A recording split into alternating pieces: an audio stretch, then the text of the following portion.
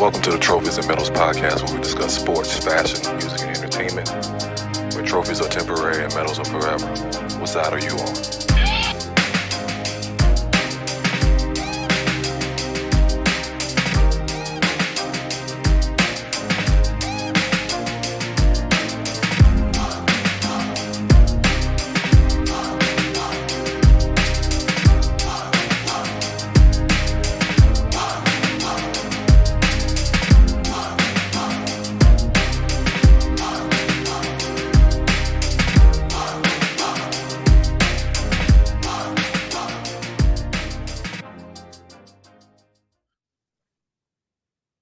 Welcome back to the Trophyz and Medalz podcast. It's your boy Batman with the Ebbtide crew. We got Tony Love, Ebbtide King, and Jimmy in the building. What's good, fellas? Good. All right. Catching back up, taking our little hiatus. I had to make that trip to Texas and that bullshit ass heat. But first thing first, happy Father's Day to all the fathers. Tony Love and the group got to have an early Father's Day. So how was your Father's Day, my brother? It was good, man. It was really good. Got pedicures. The rest of them, my feet. They complain. They complain about my feet a lot. My feet that crunchy, bro. So they took me out. They took me out there. They got the rest of them. They got pedicures and manicures, and they were like, "Hey, fuck that. No, you get the I got the double VIP. Up. Yeah, double up on the feet. Damn. I got the double up. It looking like Sinead in there with that song. You gotta work on them. Yeah, so I got the double up. He said, "Do you want a manicure?" No, he don't want a manicure. Stick to them feet. So, but peep this. I saw my boy Wines in Mexico this weekend. He got some shit where they had like the fish like in the foot. Like he put his feet in the bowl and the fish, I guess, eat away at the dead skin on your feet. Like, that's what I was like. Like, nigga, I like that. I mean, I know my feet bad too, but damn. He was like, I was kind of tripping out on that shit. Like, okay, nah, that would not happen. Nah. Nah. I'd be squirming like a little biggity bitch. Fucking fish touch my damn foot. I ain't gonna. Yeah. I'm a little ticklish as is, and I'm gonna be squirming like a little broad. Like do that shit to me. It's like little tadpoles look like what you had on the picture. Don't care. That just ain't right. Ain't nothing supposed to be wiggling around your shit. Is it on me? Is it on me? And nothing supposed to touch. Nothing squirming supposed to be touching your feet ever. Oh man. So nah. Yeah. But then we went to Pluckers and had some wings, and you just chilled the rest of the day. Okay, but you got the better part of the gift today, though. They all gone. Yeah, they gone. That's the real gift. They is gone. Up in the kitchen, being free and shit. You know what I'm saying? They ain't got you banished to the bathroom in the studio. we got the strong acoustics all in the background, getting the clearness. Now he out here in the open. Oh shit, he potting today. Mm-hmm. Got the arms out, you know what I'm saying, for all his fans. Look. Got the deep voice being great. Got the stretch. Sun's out, pecs out, it's on. He probably did some curls before turning on the video and shit. but that's what that was doing like workouts right before he was about to hit it. Some movie that was when he was in there and he work. I see before. Yeah. Augusta was. Also a movie I haven't seen. Nick. Oh, bro, come on. Oh my God. I thought about you the other day because I was in Walmart and I was like, I should buy this nigga paid in full and send it to him. Just do that. I'm just have to do that. Man, we're gonna put you in motherfucking timeout, goddamn. This shit getting disrespectful. Before. You get disrespectful now. I'm black, y'all. I'm black, y'all. And I'm blinkety. Just especially with Juneteenth. Never got around to it, man. Niggas said I never got around to it, dude. And many times you watch BET Uncut, you talking about you couldn't stumble upon fucking CB4 on TV back in the days? No, man. Okay, man. You got one more. Oh, I'm telling you, you got one more movie. Black you going Card to timeout. Yeah, he going to timeout. We gonna make you wear your brother Martin jacket every time on the podcast, nigga, till you start so we know where you stand. Brother Martin had nice shit. You ain't threatening me. Hey, no, we did. No, people gonna just understand. No, people gonna understand why you ain't watch it. Right. That's what I said. I didn't know that. See, I didn't know he would, but that makes more sense now. Okay, exactly. Yes. All right. All right. But speaking of the hood movies, did y'all see? Is it on TNT or USA where your girl Tiffany Haddish, she's bringing back like the Friday night movie type shit? Remember how they used to have like the TNT? Oh, it was TBS. Oh TBS, yeah, it's gonna be on TBS. It's gonna be on TBS. One of them shits. It just came. I don't know. Friday was the first one, but I think that's a good, for the new generation. Like, get their prime time, get you a good movie, and get the little dialogue in between the commercials and shit. So I think it's gonna be a good look. I forgot. I don't know what the movie they did on Friday. I didn't get a chance to watch it, but very proud of Tiffany taking advantage of all this white people money. Very proud of her. She taking all the money. Word. Yeah. All the money. She got Billy. She got a Billy Crystal movie coming out. She's still white. Yes. I made it, mama. Yeah. One of my top, and he, she did one of those ancestry things and found out she was Jewish, and so she been knew that. Yeah. She got a another little bat mitzvah, and he asked her to be like the godfather. Be her godfather. So okay. Billy said, that's family. That's what's up. So that's what I'm saying. Kung Fu theater. That's what I'm. Man, nobody with them problems. People with them problems. Man, somebody gonna do it. Yeah, so everything coming back around. So you may have a point there. Everything is coming back around. Yeah, I just showed my son Ip Man. I started him off on that. Still haven't watched that all the way through. Bruh, at this point, there's too many of them, honestly. Like, I think 5? No, because look, I looked on Hulu and there's another one where like he's a cop and like something happened and then he get fired. Like I'm telling you, dude, it's ridiculous. But I've only seen the first 2. Yeah, and then they got one that's like a prequel or something like that. I did hear about that. And then there's one where it's like whatever this last one is, where Bruce Lee's actually in it or something like that. But it's like 8 Ip Man movies now, bro. Like, I lost interest in it at this point. It's like, okay, I'll watch you fight Mike Tyson. I'm cool. That was up. Ebbtide King, I don't know we recorded since this, but you got your freedom papers.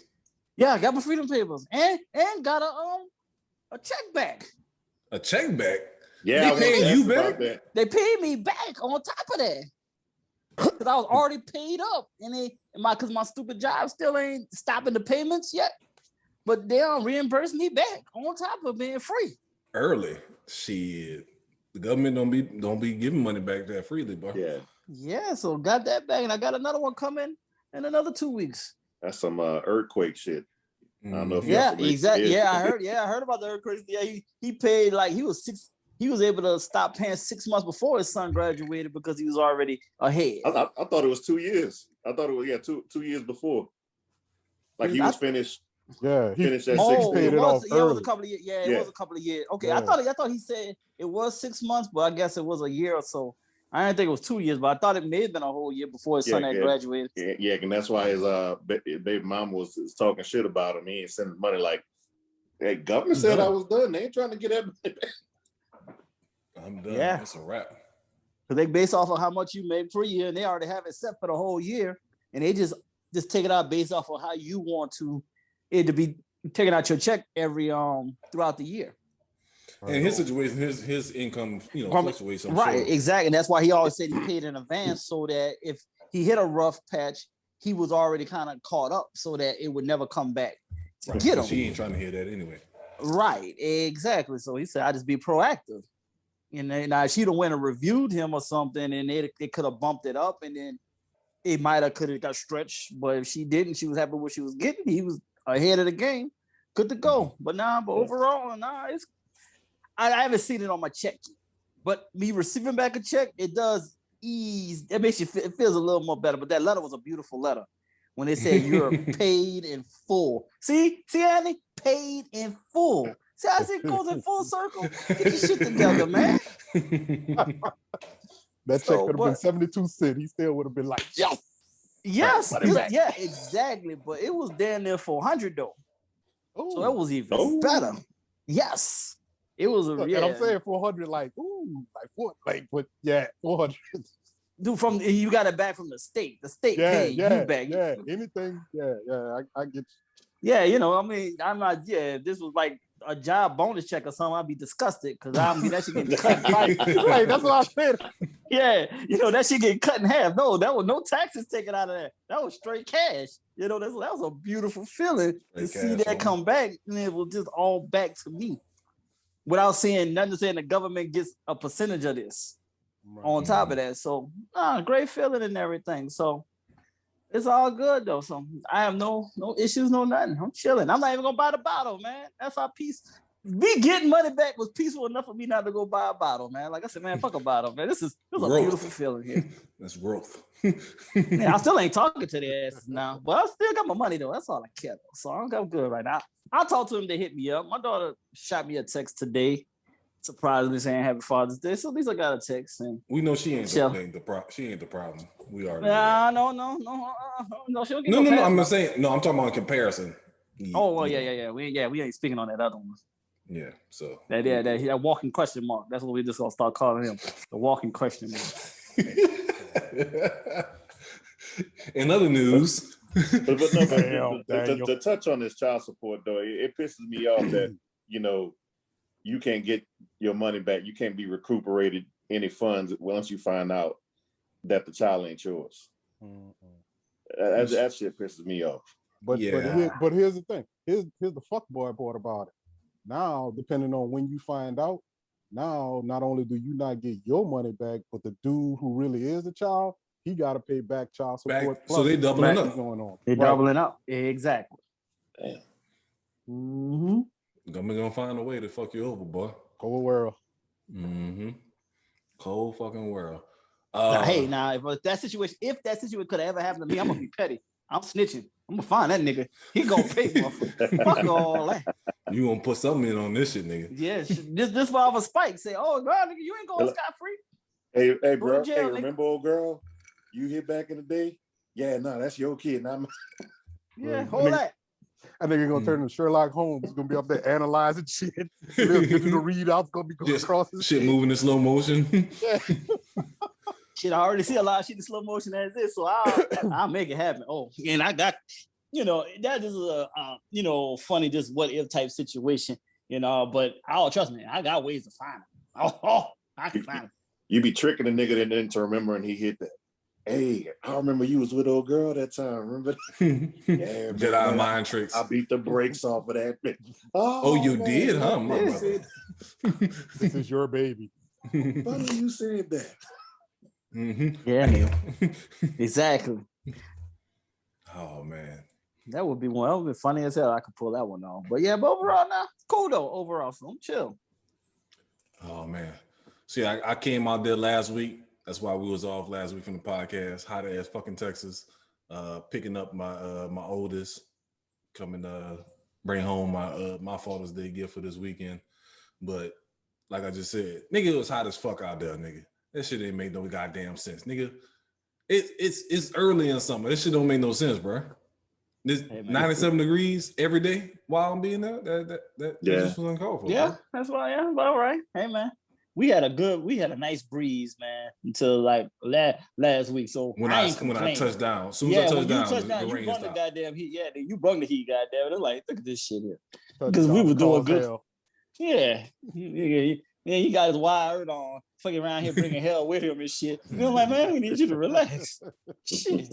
But it was cool though, so we ain't complaining. Yeah, it's real right now. Once the sun went down, it was good. But shit, when we was at was that Chill Bar? Chill, yeah, with this spot called Chills, and it was hot. We was out trying to be outside and acting like the locals and shit. Oh, we was paying for that shit.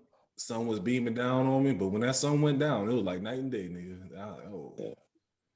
Shit, this time when we went yesterday, we was inside. We ain't doing that again. Smart move. But yeah. Can't complain for me. Father's Day was good. Shorty out there fucking shit up on the grill. We'll see how they're gonna come out. As you can see on my shirt, it's her day, so she wore barbecue. So it sure ain't for me. She just knew my ass wasn't gonna be out there, so she out there fucking up some shit. So we'll see how they come out shortly.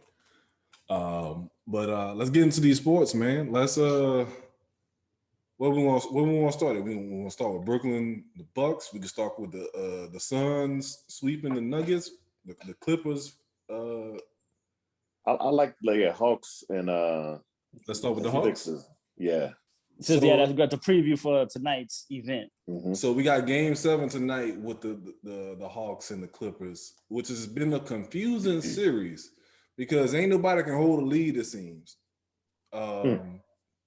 Which is seemed to be the new theme in the NBA. But childbearing hips. He had a couple of bad halves as far as just I don't know if he's just forgetting how to play basketball or if he's exhausted, which I'm thinking. No, he called tired. He's exhausted. He can't keep dragging them damn hips up and down on damn court like that, man. That shit is taking a toll on him. Seth Curry has been productive, probably the most consistent player, but I know Ben Simmons. I know you can't shoot. I know you can't shoot threes. You gotta shoot something. Can you post up? Can you do a jump hook? That's coaching too, though. That's coaching fault too, though. Is it just me, or does it look like Ben Simmons just doesn't want to play basketball at all? I've been hearing that a lot too, bro. It's like, dog, because remember he played like rugby growing up or whatever the case may be. Mm-hmm. So I've heard that from multiple people. Like he just doesn't want to play. Like and that's the frustrating part. He has all the physical gifts that you want to build a basketball player with: height, strength, explosiveness, speed. He got a good touch. So if he worked on like a mid-range jumper, he can probably knock that down. Because like I seen high school tapes of him shooting jumpers. So he can shoot jumpers. It's just that for whatever reason, his mind is not in the mentality of like he'll get it on the break and just like back out into a corner and swing it around. Yeah. It's like stuff like that. It's just like you say, it's just like, is he really locked in to compete? I don't think he locked in to being in Philly. I just think that's still another part, the factor too. Remember now, this is the same demeanor he had when he was at LSU. He's like, I'm on it. We knew he didn't want to be there. Yeah, I'm on it. Halfway through the season. The league's rules is the reason why I'm here. So and I didn't like Shaq calling him out, talking about, man, you went to LSU. It's time to man up. Like, that don't mean shit. He barely. I'm gonna say he was on campus for like 3 months. Exactly. That don't really count. So no, he ain't put in time like you, bro. Shut down. That dude, right? That dude didn't even probably walk the campus ever.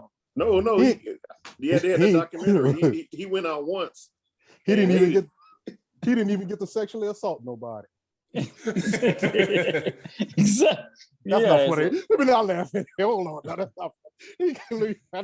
You can edit that out. That's podcast do not condone sexual assault. This podcast does not condone.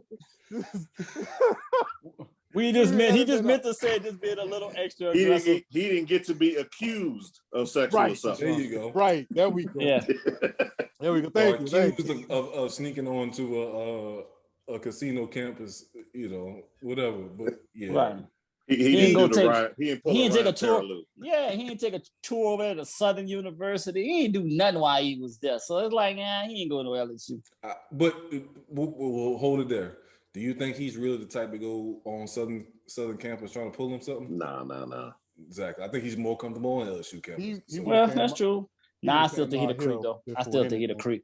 I think he's still a creep a little bit. Who knows? But Shaq called him out.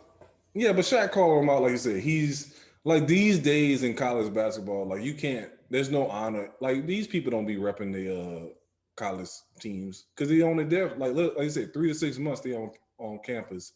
You know what I'm saying, for majority of these guys, and they out the first year. Yeah. So it's not like you said. It's not the same spending 2 or 3 years on campus being a man. You ain't got that same pride. But no, regardless of that. Yeah, it's just something, whether it's he doesn't want to be on Philly, he doesn't want to be Embiid's, Robin or whatever the case may be. it just something ain't right, because it's too many times I've seen him, especially when Embiid is hurt, he goes to another level. Yeah, that's what I'm saying. He don't want to be in Philly, and I don't think he like Doc, because it seemed like he scaled way back this year than prior to before. Like it don't even seem like he's showing no kind. Like you said, I think Doc challenged him to be the defensive stopper that he is. But at the same, it still could be Doc on the offensive side too. Like he might be saying, "Hey, on defense, put your energy on defense. Don't worry about offense. We'll figure it out." You know what I'm saying? That's between possibility Seth Curry, too. Tobias. But like he's too, bro. It's too many times I seen him like get a little small point going on the block and he's swinging that shit out to Seth. Like that just doesn't make any sense to me. Like he for his defense that he plays, he earns the credibility to at least take some bad shots on the offensive side. That man is playing like he ready for the off season to begin. But also, I think what he was counting on too was that Markelle Fultz was going to fill that role, that point guard role more than he's doing right now, and having to take those shots. I mean, that was the original plan. Yeah, and they never. You're right, but they never tried to get another point guard since then either, though. Right. Yeah. I mean, Seth is technically not really a point guard. He's more of a shooting guard. Exactly. But I still blame Brett Brown just to fucking making him be, and labeling him as a point guard coming in, because you have different expectations when you got the guard attached to your position. Like you said, people are going to expect you to shoot jump shots, and they're going to say, well, you can't have your point guard can't shoot. Yeah, but if he was a point forward, nobody would be happy. Exactly. So it's, again, setting your players in position to be successful. So, I mean, I don't know, man. I still wish he would have went to Houston.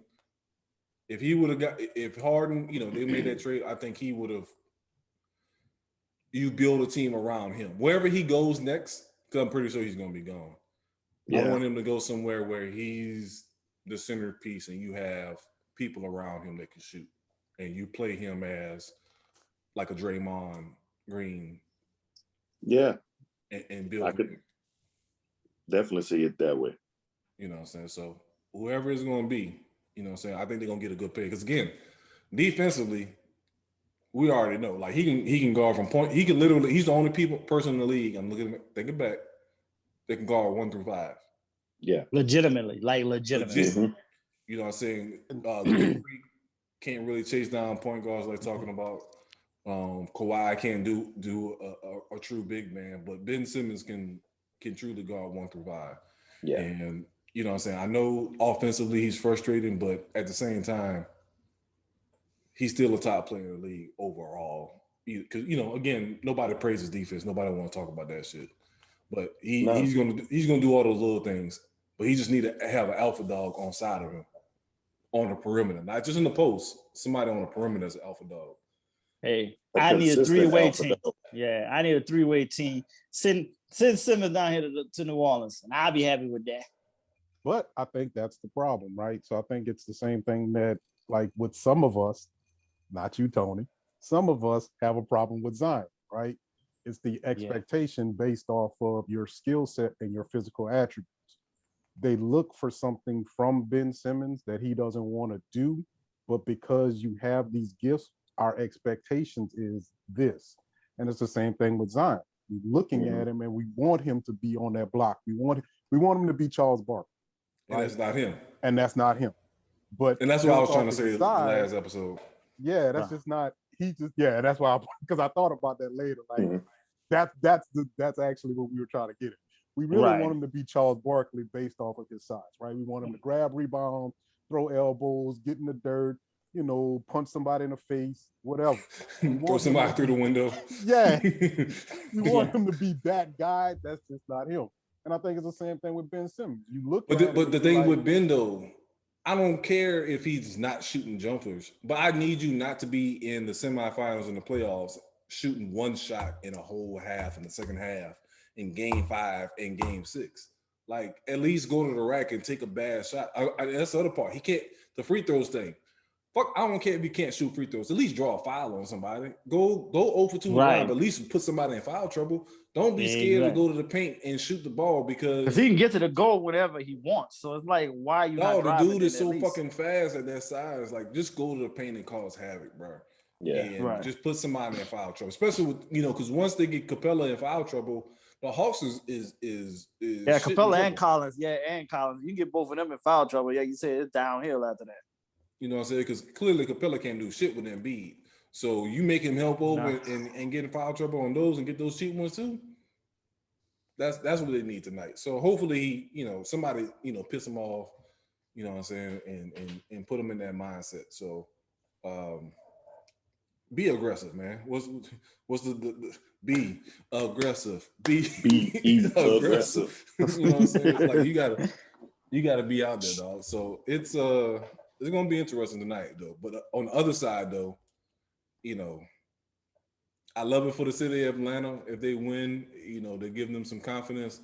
But fucking, I can't get with Trey and these fucking flops and these jumping into people. Like, they need to change that rule like mid playoffs, dog. Yeah. Like, I know they calling it, non-shooting and shit like that, but they got to start calling that shit offensive fouls when these offensive players is jumping back and jumping sideways into the other guys.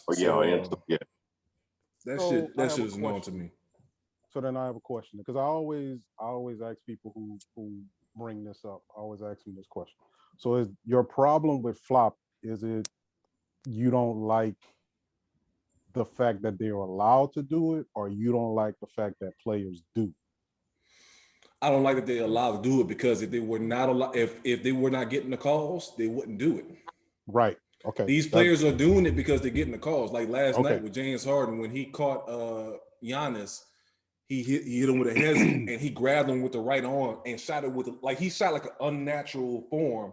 But when he went up, he grabbed him with the right arm and shot it with his left. Like, that's not natural. You know what I'm saying? It's like shit like that. Like, you giving them the benefit of doing that move. And if it wasn't for the refs giving the call, like with Trey Young, Trey Young will be coming off the pick and roll, you going over the top of it, trailing, he will jump backwards and then just throw something up just to get that call. And like, if you wasn't getting that call, there'll be no, like, for Trey, for James Harden, for Chris Paul, they wouldn't do those moves. So you're not mad at the players for using? I'm mad at the ref because, again, if you correct it with the refs, they'll stop doing it. Okay. You know what I'm saying? Because that's always an issue for me when people talk about, LeBron James is flopping. LeBron James is flopping. Yeah, but he's getting calls, which helps out his team. So if they allow him to do it, it's the ref's fault. Right. If you mad at him for doing it. That's like, man, stick them on your hands and playing football. Like, if they let you do it, who's gonna not do it? Right. Right. Hold that thought. Let's take a quick break and we'll come back and expand upon that. Go ahead and fix that Drake Tony Love. All right, back to Flopgate. So I don't know, man. I'm kind of torn on this. So like this, to me, it's different levels to manipulating the refs, right? I'm gonna try and think of the worst. The worst is like Trae Young and James Harden, where they're doing stuff to initiate the contact to trick the referee as into I'm getting fouled. They grabbing their arm, they jumping into him, shit like that. Then you got the people that's like overly verbal and like physical, like LeBron, Chris Paul. Like soon as you touch them, they flailing. You know what I'm saying? That's next level. But then there's also those players that probably get screwed over on calls, not getting calls that should. So like Kevin Durant, Kyrie, Giannis, the Joker, like they not flailing and flopping and they don't get the calls like they should because they're so focused on just being skilled or just being aggressive, being the person that they is. And, you know, they're not yelling every time they get touched or they're not falling over and shit like that. So it's to me, it's a refereeing problem, which I know is difficult to ref. But like I said, if the ref is going to give those level one guys those calls, they're going to keep doing the shit. And they're going to be like, matter of fact, like my Knicks, quickly, the rookie point guard they got. He tried his ass off to get those calls. You know what I'm saying? He get them sometime, but they don't give him all because he's a rookie. But he's definitely watching Lou Williams and Trey Young doing that shit, and he's tried the same thing. You know what I'm saying? Well, true. He's gonna get, try to get as much as he can. But again, it goes down to the referee and how the league. Well, true, but we still gotta somewhat blame the founding fathers of the flopping, and that's Vadi and Ginobili. Who else was a good flopper back in the day? But it's all European players. That's what I'm about to say. It was predominantly European. It was all the European. Also, what you gotta, I'll also pull this in too. A lot of these cats, they're not only playing FIFA now, they're not only playing Madden and 2K, they're playing FIFA too. And so you see a lot of soccer flopping, getting brought into this game. This is true, right? That's what I'm saying. Yeah. That's why I said the Europeans, that's the one thing about bringing the European players into the league was the flopping. And like now that is prime example when Jimmy Butler was laying on the ground and he fucking covered up his face and I'm good. Now that's just some true tomball bitch ass Texasness right there. We ain't gonna even count that. That don't matter, because dude, why you just gonna lay there and fake that hard?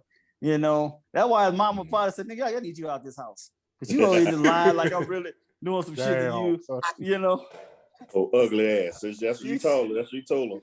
Yeah, get your ass up out of here. Fuck you old lying ass nigga. I ain't hit you that hard. You had it coming because you just hard headed. But if I'm beating your ass like that, get out of here.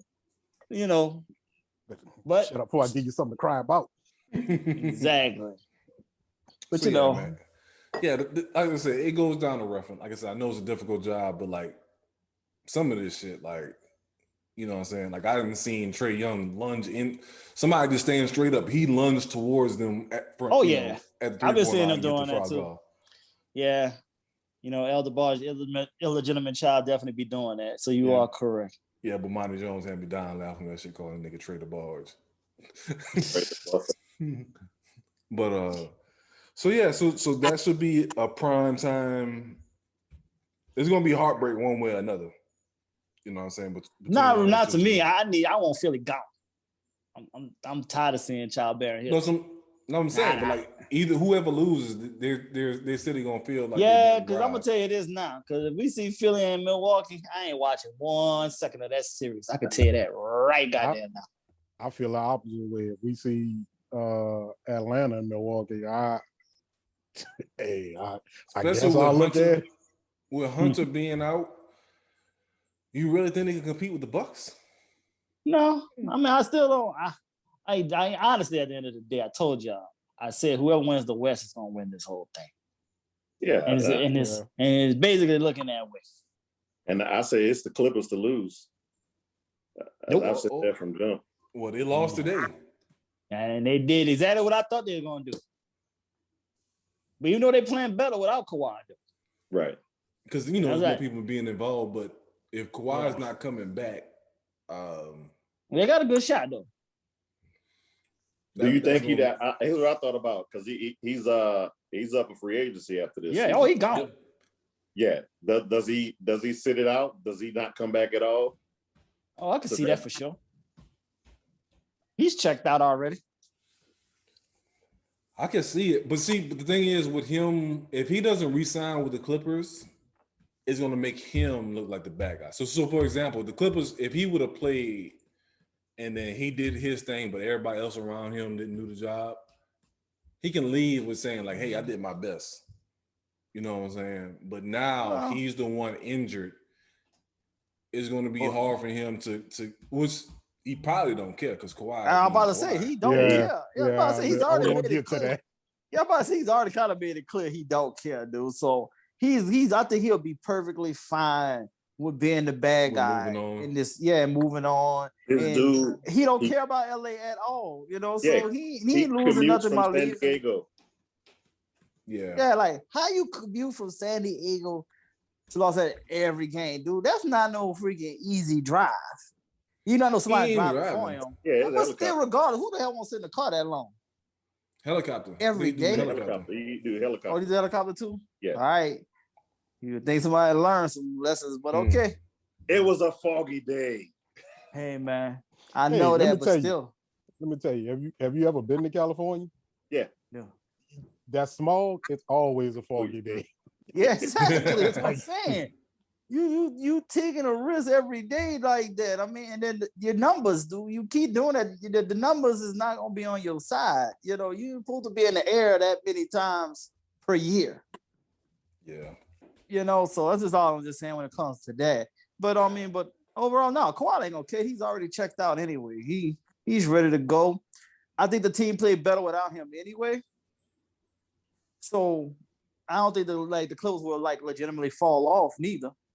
I will say this though, if it wasn't for Kawhi, they wouldn't get past the Mavericks. And that's the problem. The Clippers without Kawhi is basically that same Clippers team when they had Lou Will, Harold, and Tobias Harris. Like you good enough to make the playoffs, but you're not good enough to get over the hump and play against those elite guys. So if he walks and they just keep PG, they pretty much going to just be like an 8 seed, 7 seed, and just be the same thing it was before. So I mean, they're going to be at least relevant as far as getting into the playoffs, but I don't think it's going to be. It takes a minute now to become better. You know, just because you got rid of a racist owner, don't mean you automatically gonna turn good that quickly. You got to pay your dues still of just dealing with the bitch asses of what he did. So this is why they've been 50 years. Yeah, it was 7 years ago. So, right. So hey, they still got another decade to go. So boo-hoo, the hoo-hoo about until you do right by me. Yeah. Gotta do more right, you know. Shit, we okay. Y'all trying to do right. Y'all done win back-to-back black coaches. We get it. You trying. You're doing something. So we it takes time. And then once still though, they're not gonna be good till they get out the Staples Center.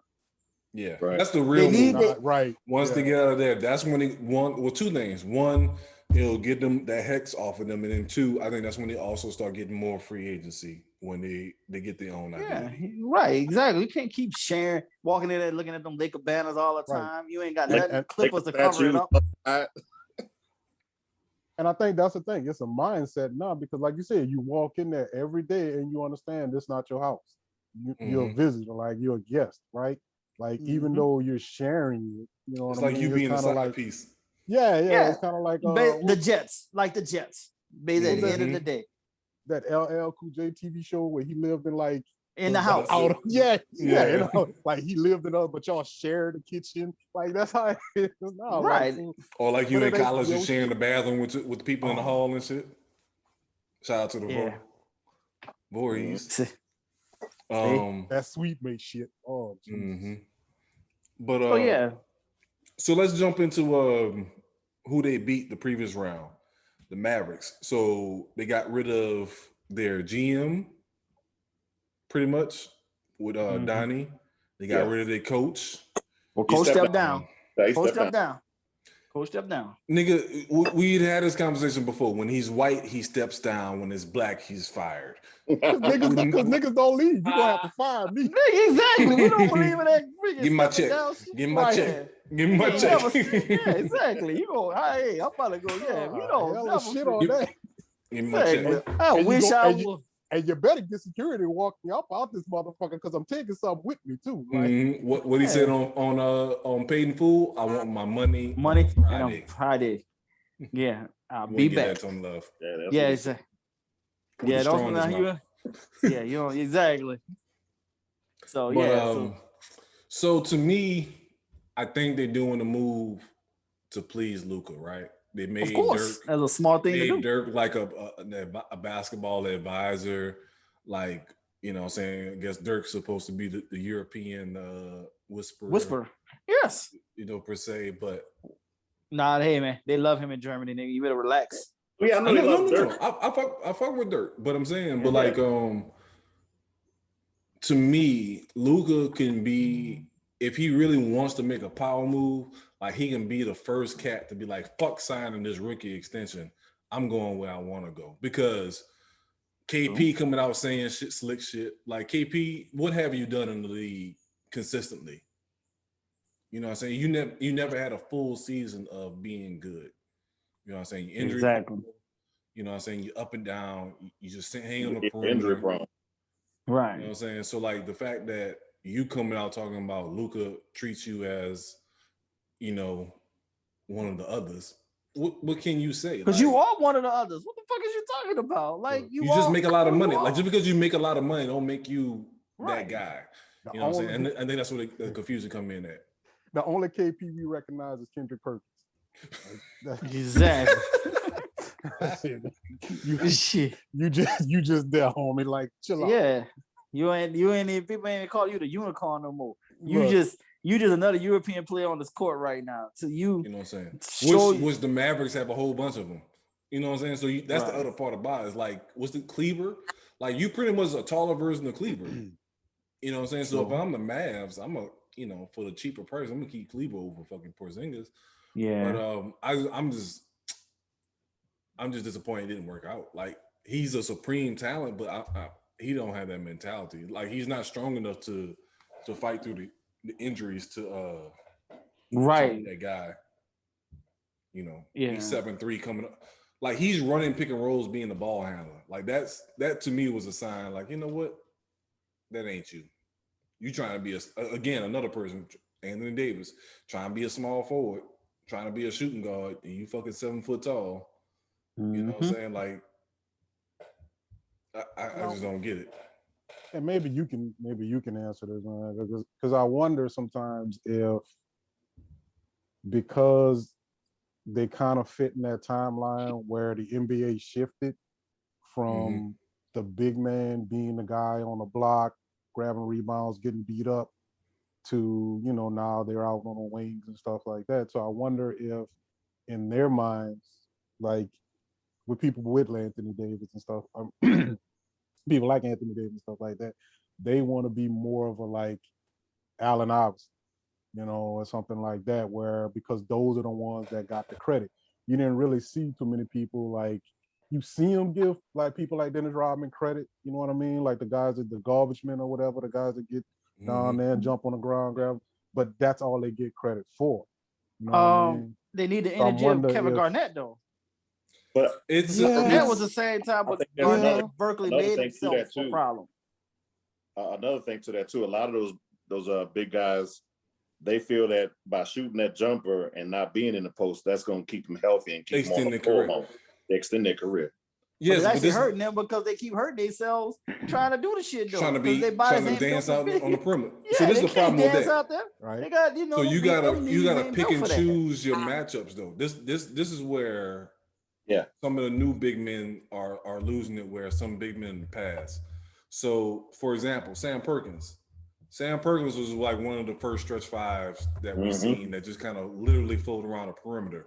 But guess what he did in his younger life when he was with the Mavericks and when he still had legs? He was on that fucking post when he had that advantage.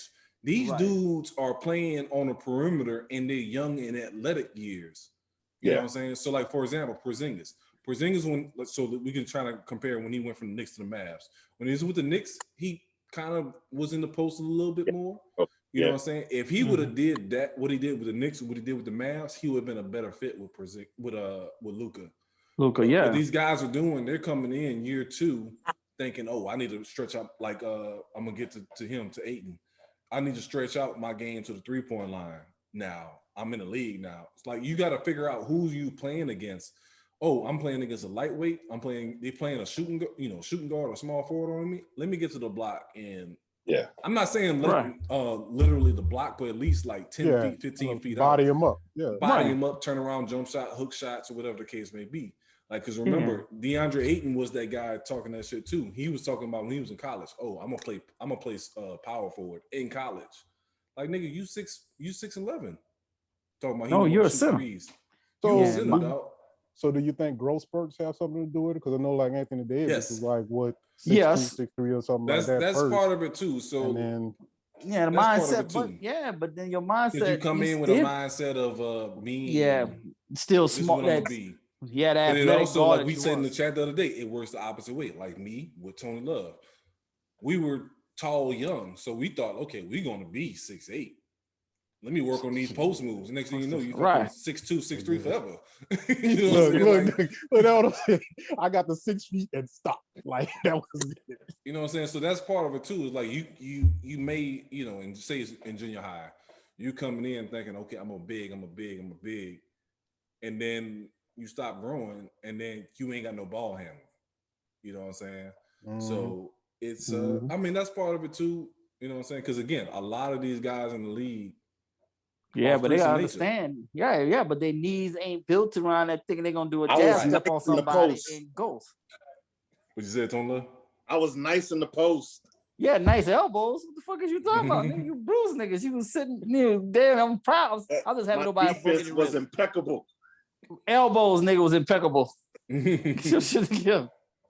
So yeah, I mean that is part of it. You know, so the growth spurts. But then I think it's also just generation. Like again, like when I was coaching, like it was a lot of like I'll go watch other teams. Ain't no coach out there teaching drop steps and spin moves and post moves. Everybody's teaching ball handling and jump shots. So it's what looks good. So of course when these young, you know, with social media, they see that okay, this is what gets attention, shooting jump shots. Nobody wants to see somebody, you know, back down, shoot a jump hook, even though it's effective. Right. But they you know, they're gonna fall in love with what's the flash.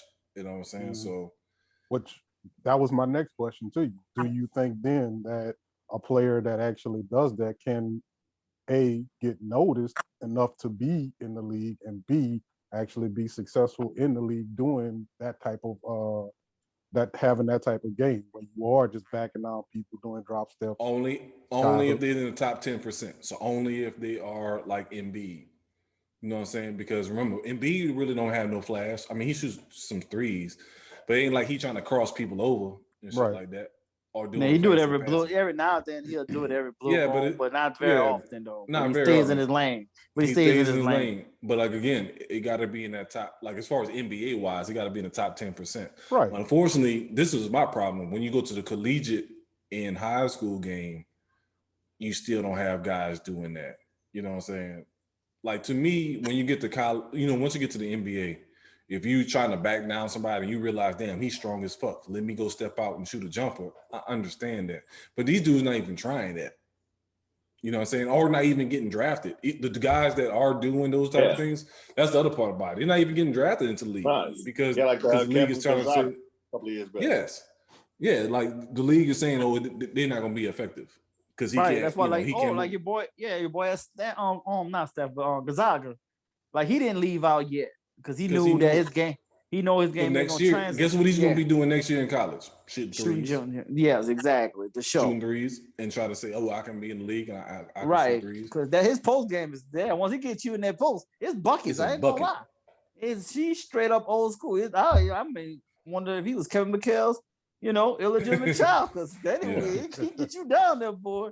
And that's what's funny to me because it's like you said, because and I actually had that dude in mind. Think the dude from Gonzaga, because it's like you said, that's money every time you put him in on a you put him down like that, that's it, he's scoring, right? So then you would think, hey, let's try something different, you know, right? Like, okay, I can get 2 or 3 shooters, but let me get this guy here because nobody else ain't doing this, right? There's nobody else doing it. So if nobody else is doing it, it's already the league already bad as far as like people playing defense as it is now. Nobody really wants to play defense anyway. So now you got somebody now that, like you said, he gonna go down there on that block, he gonna body you, he gonna bruise you, he gonna beat you up the whole game. Nobody want that. So it you would think that some coach would be like, hey, but the problem, the reason why you think your problem is because people in front offices are you know, less and less being basketball guys and being these analytic guys. NBA has the worst GMs in sports. Which brings you back to Dallas, because I think that was one of the big headaches for them, because Mark Cuban brought in a well-known gambler. Dude finished 4th in the World Series of Poker, and he's in your front office making decisions now. Because he thinks outside the box, not he has the results in winning money, but not winning basketball games. Right. He doesn't know the game. He's just looking at numbers. He's a numbers cruncher. You know what I'm saying? Yeah. And again, they got spaces for those type of people, but like you said, the final decision should be on somebody that's but I've been screaming this forever. NBA is the worst GMs in sports. Yes, and that's why we don't have high school kids coming into the league no more, because they had to protect the teams from themselves, because the GMs couldn't just pass on, hey man, Darius Miles, he had a fire-ass Medalz All-American game. Let's take him number 2, number 3 overall. Yeah. Kwame Brown. Kwame Brown, you know what I'm saying? But what we learned recently, Kwame. I don't want to say his name too loud. Don't say it too loud. But the reason why they took Kwame Brown was because they thought they was going to get Elton Brand. There was going to be a trade, and they got fucked over. But again, that goes into Jordan not being that smart of a GM guy back then. But then, what Eden Thomas was saying about him, when Kwame was going up against other draft picks, they couldn't touch him. Yeah. So sometimes a player can land on the wrong team, and they just mad that they got him, and they mad that they got him, and they just railroad that kid. Like a lot of kids can't get railroad too. But as a draft, in a draft situation, are you going to be scaling him based on his draft competition, or thinking about what he's doing against other people in the league? Right. So in other camps, they instead of having them, I heard other players say this. I didn't go against other people in the draft. I went against people on their team. So like when people were playing against the Golden State Warriors, they was going against Petrus and Dunleavy and stuff like that. People that was already there. So like you don't want to just kind of compare, especially when it's a horrible draft, because that Kwame Brown draft, that was a weak draft. That good. That was a comparing him to other people in the draft is not a good idea. Somebody had to be the number 1 pick, unfortunately, and that person was gonna be screwed regardless. Like there was unfortunately was the chosen one, but like this, the man still had a 12-year career, so you can't really call him a bust. Ain't got that re-sign. So I don't. Well, 2 things with that. One, I think that the way that I equate players like Kwame Brown is, it's like those dudes who get in those freestyle battles. Like they can tear dudes' asses up, but they can't make an album. Right. Yep. Like you can flow. Yeah, exactly. But you just can't put together a song, right? Right, and Cass could put a song together, came battle rap. Right. It's like kind of vice versa. Right. So and that's the way it is. And that's how I look at players like when it comes to Kwame Brown. The thing about Kwame Brown is with the 12 years, it's kind of like I give him credit for it, but I also look at him and I look at his physical attributes again, and I'm like, again, we go back to the whole Ben Simmons Zion thing, and it's like, man, he gonna be something. I know. I keep thinking, right. True. Right. Keep hoping. Keep hoping. And then it just don't materialize, right? Right. But shouts out to him for the 12 years, though. I ain't taking that away from him. Because trust me, you got other cats do that way more talent that we thought had been in the league much longer and blew that boy ASAP. Can't play. Hey, Anthony Bennett. Yeah, exactly. So we got Bonham, Bonham. Yeah, so we got cats that easily played themselves right on about Darko. The league. Yeah, exactly. Yeah, so a lot of cats. You got to communicate in his background and then come down to find out more about his background, Kwame. So you can't trust them Browns. Can't trust nobody last name Brown. Last name Brown, you better tread lightly. They ain't rap type. Got me questioning a whole side of my family. Hey man, sorry man. I forgot. I did forget that, but hey man, you see the proof in the pudding. They was all in agreement, man. We kind of threw it. Yeah. Let's move on to what I was about to say. Let's move on to Chris Paul's situation. So Chris Paul had to miss game 1 today. Apparently, who? I know you don't like Chris Paul. Safety protocol. You know I feel the same way about him too. You love him when you're on his team, but he's gonna punch you in the nuts when you're on the other team. But the NBA, same situation with LeBron. He don't miss no games. That's he ain't LeBron, problem. So we gotta take that. This nigga's the basketball president, was the Players Association president. Exactly. And I mean, I can't trust him even more. I mean, he'll walk his snitch. Once again, walk his snitch. Yep. And that's the point. Look. Who's the snitch? Him.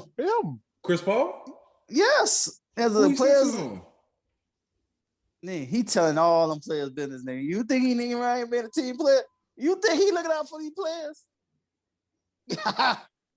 Look, I think you got a point. I think what it is like, hey, we gonna slip you this if you can talk them into taking this, right? Like that's just standard business practice. You can find that weak link. You can find that dude that's gonna fold. You can find that Judas within the Black Messiah. You know what I mean? Yep. Then Gene Upshaw.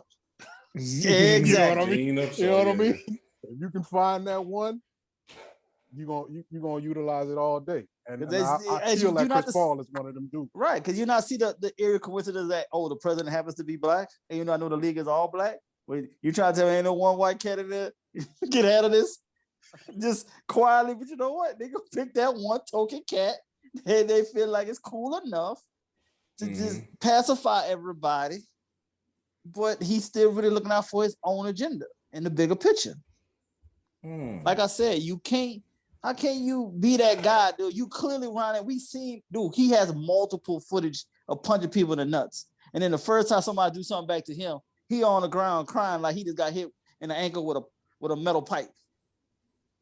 Can't trust no motherfucker like that. Shouts out to Tanya Hard. Why? Yeah. You can't trust him. I'm sorry. I just see through him, and I just don't trust him. No, take everything I'm saying with a grain of salt when it comes to Chris Paul, because I don't like his fucking ass anyway when he wanted to leave New Orleans. So hey, there is that, but I don't trust his ass no. I just never liked him. Period. Yeah. I don't hold anybody wanting to leave during the Dell Dips era. Well, yeah, exactly. That's true too, though. Yeah. You gotta kind of hold. That's a good call too, though. So he gave his all. He gave his all against San Antonio in that playoff series, but like I said, I'm not questioning his basketball skills, because he can ball and all. I just don't trust him as a person. That's my whole thing about him. I don't trust him as a person. He's a quieter Kyrie Irving. That's how I feel. Like he doesn't know how to play the game. He kind of more low key with his with his warped thinking. And he knows how to just try to be cool with everybody. That's why him and LeBron are cool. LeBron, I don't think, LeBron got that warped thinking. So that's why they kind of cool. Dwayne Wade kind of thinks warped, but he's more down to earth with his. But he kind of thinks the same way. Now Melo is just foul, but they just need that one foul cat. So just the blend in that is cool with everybody. Every crew needs one of those. Yeah, and that's what Melo was. Melo was the one that could try to teach them all the stuff that they needed to do behind the closed doors and not get caught until he really just said, I don't care no more. I want to get caught. I've had enough. Happy Father's Day to Melo. Yeah, on the twins. On the twins, man. Congrats on the twins, man. Much respect. So balls aside, I see Phoenix after today. If Kawhi is not playing, I think Phoenix got this. Clearly got this. And coaching. Because Monty is coaching his ass off right now, too. You know what I'm saying? Another Pelicans / Hornets. Depths. So we got to just blame it what that was, man. It is what it is. I'm telling you, we see Depths on site, dude. I think he deserved to get slapped. Well, you'll never see him in the streets. You know what I'm saying? So, I mean, Phoenix, everything is aligned for the Suns to win it all. Like, yes, it actually is. The stars are aligned, man. Like they got literally like Bridges is out here on national TV making faces like, nigga, I'm that nigga. He blocked his shot. He blocked his shots and dunking on people like, I'm supposed to do this. Exactly. I'm supposed to be doing this. Like, and no, you're not. But he was almost a Sixer. The Sixers drafted him. He was almost a Sixer. He could have been down there. But he wanted to be a Sixer too, and then his mama worked for the Sixers, right. And look at God. Look at God. Yeah. Did they trade him for cash? No, the Sixers. The Sixers. I don't know what the move was. No, it wasn't for cash. No, it was like a future pick. It was like a future pick or something. Yeah, it wasn't even like for the Sixers. Right. So worked out perfectly. So It's lining up for the Suns, man. And Chris Paul, and I think this, and I know y'all ran through and trashed Chris Paul, but I think this will be like the last trophy that he needs to kind of put him over the top in people's minds. Because when you look back 20 years from now and look at his numbers, people are gonna think, Chris Paul was going crazy. You know what I'm saying? The league and not think about the injuries and not, stuff like that. But if he gets I don't question him as a player. He gets this ring, man. This yeah, I'm not questioning him and knocking him for the ring. He even get a ring and all as a player. I told you, just him as a person, I would never turn my back on that nigga. I can tell you that. That's just all I'm saying. He just the type of person I'm like, I ain't telling that nigga nothing because he gonna tell all your business ASAP. To the right person that beneficial to him. That's why they get Derek Fisher. Yeah, him and his brother will deny your claim at State Farm. They that bad. Yeah, exactly. Yeah. So what about Paul George? So what if it goes the other way? If Paul George can advance past the Suns, is like Pandemic P over with completely? Like, is it? I know they got him. I know he got past the Jazz. Get to the finals. To the finals. You gotta get to the finals. Yeah, if they get to the finals, I think it's a good year. Period. You gotta let him be. You got redemption. He will get redemption if he gets them to the finals without Kawhi, especially without Kawhi playing. If Kawhi don't play most of this series and they can make it happen, that definitely helps him out a lot more. If Kawhi don't play, now if Kawhi plays and then you gotta win it. He now you gotta win it all. Yeah, you can't even like that. Now you gotta win it all to be shut up. But if he can't if Kawhi gotta come back, like Kawhi don't come back the next game and they down 0-2, but then Kawhi come back and they can pull off something and win that. No, you can't give him nothing unless they win the whole entire thing. Yeah. So that's how I would leave it with Pandemic P on that one. Because we can't even call him playoff P at all. Pandemic. Y'all killing me. The Pandemic P. Man, y'all be roasting that man. That shit. He did it to himself. He did it to himself. He called himself. He called himself playoff P. Like, you don't give yourself a nickname. Like, exactly. Like, all right. So Jimmy, picture this. So if I would have came, what was the gym name at USL? Bourgeois. Yeah.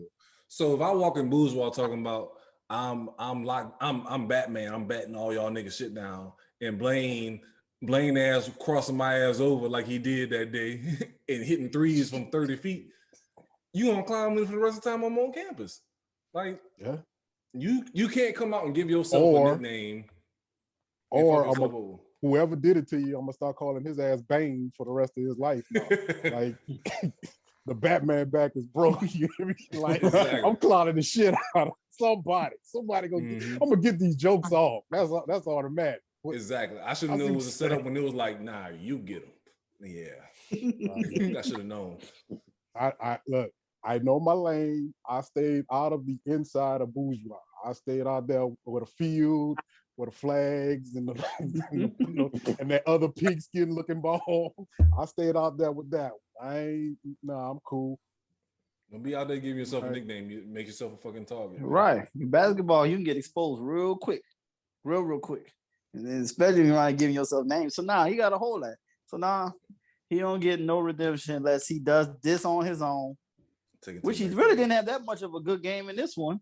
He was okay. Terrence Mann. But yeah, of all people, Terrence Mann carrying the Clippers right now. Look at this shit. And I'm happy for that man though. Yeah, but it's just like Clippers. Yeah, but it's because he with the Clippers is why man ain't getting no love that he deserved. That dude deserved all the love for pulling off what he done. This dude got cut by the G League, but still was able to make it into the league. And around here dropped 39 in the series clincher. Like, that was respect. I'll give him that. But he played again today, so it's for you. It's for you. About to cut off. So let's take a quick break, and we can jump into Brooklyn Nets and the Bucks and how that series ended. All right. Be right back.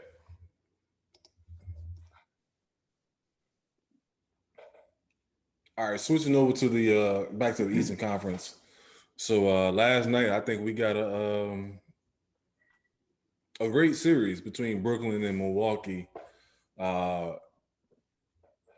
Durant pretty much putting the whole team on his back, came up pretty short. much. He did it all. It was all him. That bastard was useless.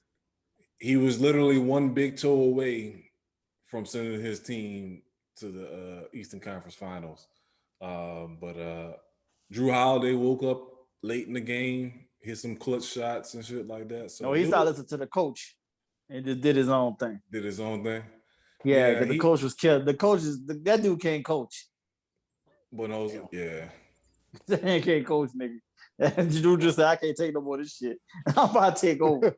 This nigga's not using me right. I'm gonna show him how a point guard is supposed to be used. Quit the same as Giannis shit over and over and over. Then me put Giannis in the right spots and then see what happens. Yeah. So I think a lot of players that too, with the front office, getting their input in the lineup and the type of play they want to put out there on the court. I mean, let's go to the end of the game. So, like the last shot that Kevin Durant took, it was a loose ball. He got the ball and gave it to James Harden to kind of look like he was trying to create something, and Harden just kind of hot potatoed it back to Kevin Durant and moved out the way. You know what I'm saying? So Durant, again, like I was talking earlier, Durant is trying to be smart and run basketball plays and shit like that. I know Harden is hurt. I understand that he got to pull a hamstring, which I think is his fault. Yeah, fat bastard.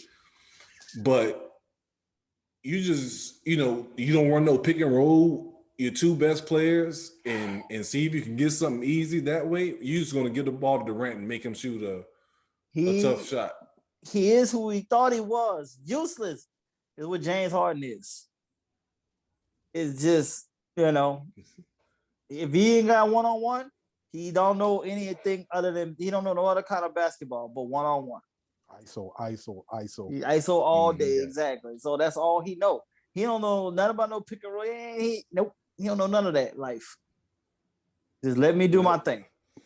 I mean, it's came back though. But it's again, it shows where he's not effective in the playoffs. What he does work great in the regular season, but I thought at least this time, this would have been a perfect opportunity for him to clear his name. It's let me get this done in the playoffs as well. And that play, I mean, his whole game wasn't that good as well. Other than him getting to the free throw line. Again, we're talking earlier, fucking insurance fraud with that shit. But I don't know, man. I thought they had something looked like Kevin Durant was trying to set something up, and once he saw Harden was like, I'm done. He was like, I'm out. Let me try to save y'all again. Because he shot, if you think about the previous games, Kevin Durant hit so many big shots. You know what I'm saying? Yeah. What is going to the bucket, 3-pointers, pull-ups, and what more can he do? Right. This nigga damn near getting 50 in these last 3 games. Right, but that's the thing. He sealed his status of being respected overall now, and people need to get off his ass going why he went to Golden State now. He's this is the shit I gotta deal with, and y'all want me to fucking keep dealing with this type of shit. Stay on his ass. Yeah, I'm gonna stay on his ass for that Golden State shit. I don't knock him. I don't knock him. What Tupac saying, forget but don't forgive. Right. I can respect that to a certain extent, but dude, you gotta keep looking at what he's been dealing with. Don't get me wrong. I'm not taking away from his game. He easy money sniper, right? That's him. Right. I can't take anything away from him as far as his game. Did I respect the move? Nah, I ain't gonna never respect that. Only because I feel like he could have went anywhere else. I got you on that point. He could have went it. Right, God, he still could have probably won it anyway, but I see what you're saying though. It's kind of like you the best player in the nation back in the early 90s or something, and you decide, well, I'm gonna go play for the Miami Hurricanes, right? It's kind of like, well, okay, you won a national, you know what I'm saying? Hey, I want to what's The Rock? Yeah, I won a national championship with Miami University. Yeah, but did you really do anything? You could have went someone else and actually played. Yeah, and contributed. But okay, I mean, look at it on the flip side of the leaving OKC. They got rid of Harden. They got rid of Ibaka. You know, they weren't bringing in anybody worthy of replacing them to get back to the championship. Mind you, I'm not saying he shouldn't have left OKC because I'd have definitely left Oklahoma. This is where he ended up at. Yeah, because you are right. That front office moves was horrible. They really should have re-signed Harden and re-upped on that shit. If they would have because I think if they would have came back full, with the same team, they would have beat Miami the next time around. Oh yeah, you know what I'm saying? Or at least been more competitive about it. Because they were just young back then. Yeah, right. So that was just a poor, because I remember after the fact they did the numbers whenever they did the salary cap. They could have afforded what Harden was asking for. You know what I'm saying? To keep Harden and to keep Ibaka and to keep Westbrook and Durant. They could have ran it back that next year, but they fucking jumped the gun. Yeah, and made a move because again, I don't care whoever's on here. Ain't nobody thought Harden was gonna blow up to be what he became in Houston. Sorry, not to that extent. Not to that extent. We knew he was nice, but there ain't nobody. Ain't nobody would have thought he was that to that extent. I gave him consecutive 6th Man a year awards. Like that's what I thought he was gonna do. He's gonna be that dude that come off the bench, drop 20, go sit down, and then y'all win the game. And that's what he probably should have stayed as. Honestly. But again, it's the expectation level, right? Right. Because it's like I'm not gonna sign you, and I know you got the talent to do this just to have you come off the bench. Like, nah, we're gonna put you in the starting line. So it's like nobody was gonna let him come off the bench, no matter what. But this is all D'Antoni's fault though, too, at the same time. He created this goddamn monster. Yeah. Well. But you know what? No, it started with Kevin McHale too, though. Kevin McHale started. Yeah, but D'Antoni took it to a whole nother level. And he don't never believe in no kind of defense as him. Kevin McHale started it. But hey, shouts out to PJ Tucker giving every dude down at the YMCA hope. Play hard, man. Yeah. Play hard. I swear every time I see PJ Tucker, I'm like, damn, bro, he looked like somebody broke down uncle, but he hooping. Right? Yeah, out there. And that jump was ugly as fuck too, and that should be. Bro, he be banging that shit from the corners. That's why. And then when him and Kevin Durant mama was getting into it, he like, I saw that, dog. But I love you too. Yeah, I was like, that's cute though. I gotta give. I was like, all right, because he went to Texas. Because he went to Texas too, so kind of they got a connection. They got fam. But yeah, it's so funny though. She's like, I don't like how you play my baby, but I know you doing your job though. Because I know you that's that Baltimore mentality, man. That's why I was telling my father-in-law, like, people be thinking because Kevin Durant small that he ain't talking shit out there on that court. Nah, he talking to people. You think he ain't talking to people pulling up 25 feet in their face? Come on, man. You know Kevin Durant giving them 35 feet. They didn't even pull up ASAP. Like, man, this is disrespectful. You already bad if you already 7 feet tall, and you gonna pull up a jumper from 35 on me? You ain't shit. I just assume everybody in the league talk shit anyway. It don't really. Right. I mean, maybe fun guy don't. But that's about it. That's the only one. That's the and look, he don't really say much of shit no way. So that's a good point. You gotta think about it. No matter what park you go to, no matter how trash this person is, somebody out there talking shit. Oh yeah. Yeah. Somebody out there talking shit. Yeah. Some people talking shit, going home, listening to Michael McDowell. Yep. Listen to David Ashford. Hey man. I just be chilling, man. Hey, I just do my little crazy. I just go out there just playing my little ball, man. Hey, just because I need to meditate and relax my day and relax at the end of the day. That's how I roll. Oh man. So let's go into some of these off-season moves for some of these non-playoff teams. So I know we talked about Boston previously with Danny Ainge getting out of there, but somehow they miraculously got rid of Kemba Walker. So to me, I see this as strictly a financial move, getting back Al Horford and Moses Brown. Yeah, that was a first round pick. Yeah, in a 16th, and the first round pick. But I know you got to give up Kimba in the first round pick, but at the same time, who has Boston drafted well mid first round anyway? Well, this ain't Danny Ainge now, so we should. This ain't Danny. I know that, right but you can't blame. You gotta. Well, maybe not. You gotta think some other people is like making these decisions, because between Ogletree and Langford and Nesbitt and what's the white dude from Providence, like all them dudes ain't really panning out to be nothing. Well, that's why Danny gone. I know that, but I'm saying, but it can't be all on Danny. Oh, yeah, gotta be some. Oh no! That's all Danny. Fuck all that. Then that's an organizational problem. If you seeing year after year bad picks being made, you telling me as an owner you ain't stepping in at some point? They gave him the pass because he's won titles with Boston. He's won a title as a GM for Boston. That's where this was. That's a white privilege at its finest of why he got to pass this long. Remember, he stepped down. Goddammit. Once again, we had the infamous step down. He stepped down. Remember that. So when he didn't get fired, remember that he could have kept his job if he wanted to. Yeah, but he knew he got that Jeff Fisher treatment. Yes. Yeah. So that's why. And Boston people are loyal. Like they'll ride with you. That's why I said Carlisle might be ending up back in Boston as a coach. He ain't make it out the first round since 2011.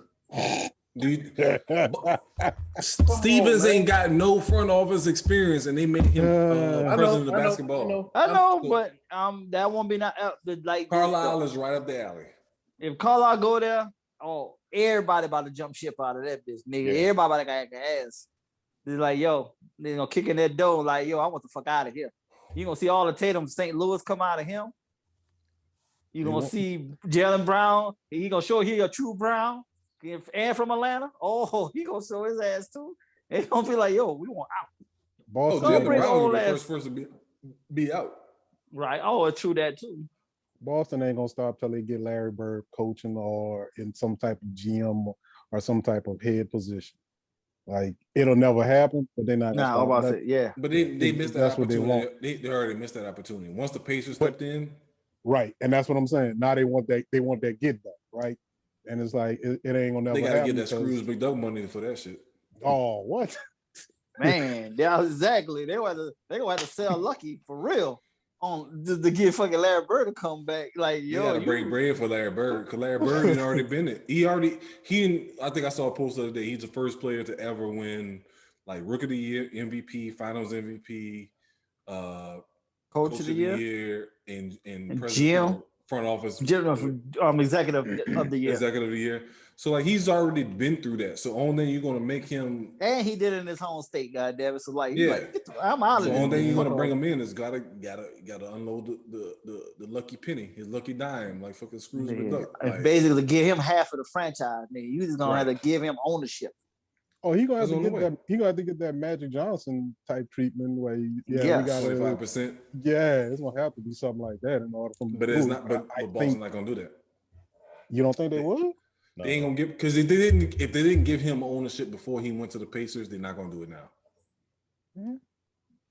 Well, no. Well, do his run though. Now, when he was in his run, Red was still here though. Yeah, Red was still GM. So that's why like it was harder then, and by the time once Red passed, he was already in deep with Indiana at the time. It was just like kind of hard to get him to leave from that. He's home, he's chilling. Now, like you said, it's just the unfortunate thing is he's gotten comfortable now. And he don't need no problem. Man, in the 60s now, almost 60. Well, he close to 60. Yeah, he's in the 60s. Okay, it's I'm about to say, okay. Yeah, because Magic just turned 60. Yeah, Magic in his early 60s, right? And Bird are older. Right, Bird is older. So yeah, that's true. So see, man ain't about to deal with all that shit. He probably don't look at them crazy ass Boston ass people no more. He's like, I've had my chance, my run dealing with their asses. Mm-hmm. He just goes in the middle like cutting grass. Exactly. Sitting on millions already. So like you said, the only thing acres, and he don't even and Larry Bird don't even like his kids. So what the fuck? He ain't trying to leave no legacy. His legacy is him. He left his legacy. is straight him. Like, yeah, y'all know me for life. So he good. Man, give Larry Bird a couple of tractors, some John Deere tractors. He good. Probably already got to deal with them. They what I'm about to say. He already got to deal with John Deere tractors and some Wrangler. I bet you we go to Indiana right now, we probably see so many John Deere commercials with Larry Bird in it, we'd be shocked as hell. Like, God damn, Larry, okay. Bird probably, hey, I saw the new John Deere 3X, 330 XL. I know it don't come out to next year, though. John Deere 3000. Yeah, like I know it don't come out to next year, though. But when I'm, can I get the first one? Come out and they said, "We got you." Yeah, we will send that to you. Yeah. Oh, we already had it ready for you, Larry. Don't worry now. It's coming. That's like what's his name? They be sending him calls for free. Jay Leno. Well, Jay Leno too. Shit, Jordan was getting Ferraris. You all get the first production, the first batch of the Ferraris when they come out, and don't have to pay nothing.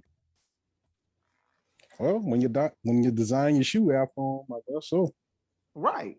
Yeah, one of them. Yeah, you do one of your shoes. Exactly. So so now Larry ain't coming back, and unfortunately, Boston is about to go through that drought now. It's just they're about to fall completely off. So, especially after Anthony Davis' dad put that energy out there, like ain't no black person trying to come to Boston. Right. Yeah, I forgot. So, true Chicago foulness right there. So one organization to another. So the Pelicans, another one. Fired the head coach. Thank you. Thank God. Yeah, I know we've been calling for a while. It happened. We put that energy out there. But at the same time, you got a star player. As 3 coaches, first 3 years, that ain't a good sign, dog. That ain't a good sign for Zion. But here's the thing that's killing me. Okay, so look, I'm about all right. So here's the thing that's killing me about fucking Zion, right? Cool. But people talking shit like, oh, he been there for 3 years and he had 3 different coaches. Motherfucker, you ain't played a whole season the whole 3 years you've been there. So that's a fact. He haven't even played 82 games yet. Right. And how the hell you gotta how you gotta say that somebody gotta go, or we're not accommodating to your needs and shit. That's a fair point. Players leave now, man. It's a fair. But that's what I was saying earlier. We get that. We know it's a players league. But can you at least be like 3 years in the league strong before you be in the players league situation? But hey, it's his family. It's not Zion. Which was another thing. Yeah. Another thing too. Because I'm wondering, because I got a lot of cousins, right? Right. You know what I'm saying? Yeah, so exactly. What family member? Yeah, that's giving away all this information because I got cousins. Look, literally, I got cousins that I haven't even met yet. I know you exist. The only reason why I know you exist because of Facebook. But I know you exist, but I don't know who the hell you are. So how the hell could you actually speak for me and say what my decision making is going to be? So I have to question too who these families are. I think it's definitely in house. I know it is. I think it's really. But the difference is with Zion is because I know his mom played ball. So, but again, it goes both ways too. It's like his mom was a ball player, and you can expect some type of shit like that from her and his stepdad. But at the same time, that's like saying somebody on a Tide, somebody on the block, someone closer to Batman is saying XYZ. Like that's again, like how they, and again we true, but as far as media, key fact, right? But the key factor though too is he can nip that in the bud though, and he hasn't.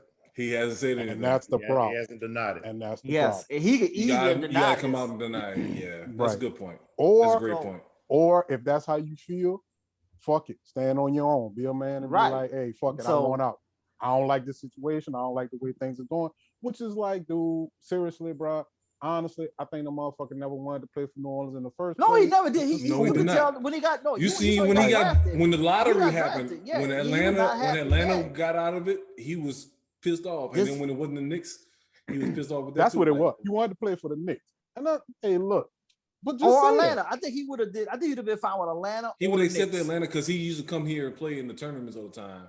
Yeah, but he just was not. Yeah, when he saw the New Orleans thing, and I was mad because I wanted us to get the second pick because we already knew whoever had the first pick was going to pick him. I wanted the second pick so we can just get Ja, and I'd have been happy. That's all I wanted. But then once we got, like, fuck. I'd have been cool with RJ. Like I'd have been straight with that. I would have taken RJ Barrett as opposed to taking. Yeah, exactly. You know what? I'd have been fine with that also. So, but I don't know, man. I'm on some like. Why I just like put him on the first thing smoking. Yeah, he didn't pull at least he didn't do the Anthony Davis shit with the fucking what it was. That's all folks or whatever. Yeah, that bullshit. But I'm still like, hey, if you don't want to be here, say you don't want to be here. We can trade your big ass some fucking where else. And you know what? Just because we hearing the rumors, I'll ship him. I'll just ship him off the strength of hearing the rumors. Because we already know what's coming. You people shut the fuck up next time. Yeah, and like I'm shipping you, and then I'm gonna ship you to whoever the fuck wants, and let that be their fucking problem right now. Because you still got 2 more years of having to deal with this shit anyway. So I will go. Anybody gonna feel like they will be dumb enough to take this chance because the NBA and GMs are dumb. So I will take advantage of whatever I can get the most out of, and just cut my ties with this shit. Send them to Sacramento. Yeah, I don't give a fuck. But once he's gone, I tell you this though, the Pelicans out of New Orleans. Probably again. That's gonna be a hard sell though, because with Gail owning it, that she ain't gonna sell it. She ain't gonna sell it. Because I think it was Tom that really wanted to sell it because he didn't want to be in New Orleans. He wanted to go to San Antonio because that's where the money was, right? It's bigger money businesses out there. Right. It's bigger money out there in San Antonio because he's pretty much tapped out of New Orleans. He's not gonna get nothing else out of New Orleans. Out of it. And he knew if he could, because when that Katrina shit happened, y'all was nervous, boy. I know y'all was scared as a motherfucker. Thought that nigga was about to send them fucking Saints.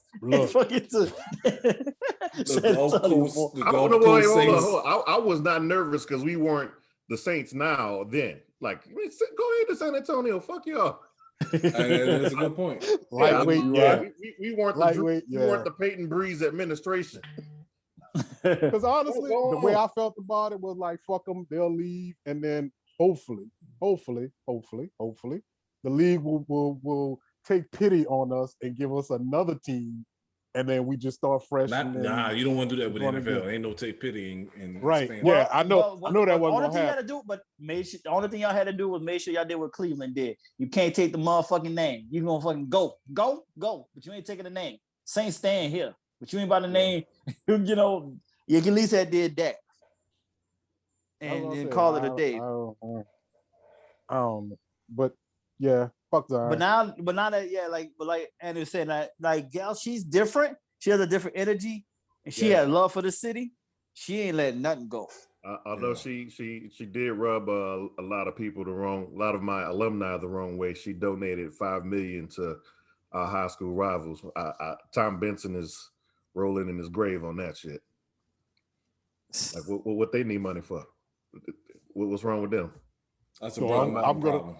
So I'm gonna say this because I don't know, I'm not familiar. So who is Brother Martin Rifle? Like Jesuit. Oh man, fuck Jesuit. Exactly. See? All right. Now you understand. Yeah, I'm mad about that shit because I ain't hear none of that. But yeah, fuck Jesuit. And look, I'm gonna be honest with you. Jesuit ain't never did me nothing. But just off the strength of when I was younger, I saw this movie, and I don't even remember the name of the fucking movie. Oh, I know which one you're talking about.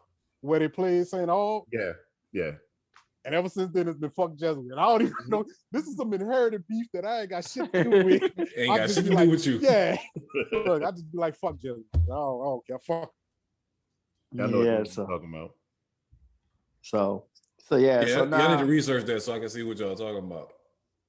What? So that movie. The movie. Oh, the movie? Yeah, it was a real low budget TNT movie. Like it never even hit theaters or nothing like that. It was like I'm fine with that because remember, I just want for the culture, but because I know we did the movie for East St. John. What is it, like Bonefish, something that was on Netflix. It was on Netflix for a minute. Yeah. Like after Katrina, like for all the people that there's a bunch of players. Football. Was it football? Okay, I thought it was it was like we stole a bunch of talent from other schools that schools were shutting down that wasn't playing. Now I remember. I didn't because he had a couple cats that went to Miami. Matter of fact, that played for us. I remember. How y'all get a movie for football? Exactly. Katrina, and with Katrina having met everybody. Stop being a hater all your life. Yeah. Nobody want to ride all the way to Lusher. Yeah. Yeah, hold on. Like, we got to talk to somebody about that shit. I don't know. Yeah, it was on Netflix and everything. Hey, man, everybody got a movie when Katrina happened. Every school they got a movie. So shit, that time was real. It was back when there you go. It was back when Ricky Dixon was playing around that phase. Man, don't make me mute you. That's what I'm trying to figure out. Y'all got a movie like the fuck. Hey, hold on. I tell you one thing though. I bet we could have a movie from our senior year when we played y'all. How about that? Look, here's the thing. No, he said, look, okay, so I'm gonna talk about this shit right now. First of all, he said y'all can't get a movie. Kerry fucking Watkins can get a fucking movie. He said John can't get shit. Kerry Watkins can get he can have like a fucking Ernie Davis fucking The Express ass movie, but he said John, nah, y'all just the background, nigga. Cause bruh, this nigga scored on a kickoff. He ran back 2 punts and he had like a long bomb. Other than that, he said y'all something like that. Damn. Well, enough said no more. God. That's what I'm saying. It wasn't like, look. Other than that. The fucking score, look, mind you, the fucking score was like something like 30-something to like 7. But the whole fucking game, all he said y'all did was give the ball to Kerry Watkins. Like, that was it. And it wasn't even like, shoot, they really ain't give him the ball. He should have kicked off of the punt, nigga. Y'all gave him the ball. And niggas, I'm taking this shit back. Man, special hey, teams. Look. Jimmy, tell me what you told your coach. Tell me what you told your coach when he was fussing at y'all on the defensive side of the ball. It was like, so he fussing at us talking about we letting him. Motherfucker, we not on the field. What you mean? How we letting him score? This nigga, he running back punts, kickoff, and even when he did score a touchdown, it was like long bombs. It wasn't even like, oh, I'm gonna kick the slant route. And then break on y'all. And break it off. No, nigga, I'm talking 80-yard fucking like bombs down the yard. Bro, we got a fucking cornerback that's like 5'3". Like, Kerry Watkins was what, 6'3", some shit like that? No, he's not. No, Chuck was 6'3". Kerry ain't number like 5'10". That's the myth. Kerry taller than that, huh? No, I'm telling you, nigga, I'm 6'3". Kerry is 5'10", 5'11". I ain't gonna lie, when you fast as hell, you can come off looking a lot taller than what you are. And when I tell you that nigga look like a blur, that nigga look like a blur. Like, that's all you saw. The whole fuck, bro. I'm on the sideline waiting, because it's punt return, right? Yeah. So it's like, all right, cool. You know, we ready. All right. Yeah, because nobody runs. Yeah, especially high school. Yeah, I'm ready. Like talking about it. Yeah, I'm ready. All right, cool. Offense. Wait, hold on. What the fuck? Defense? What happened? Like we was next. Like he ran it back. Like, when the fuck did he run it back? I was sitting here this whole time. How this shit happened? This motherfucker scored, and it wasn't even like he was, again, it wasn't even on some Deion primetime shit.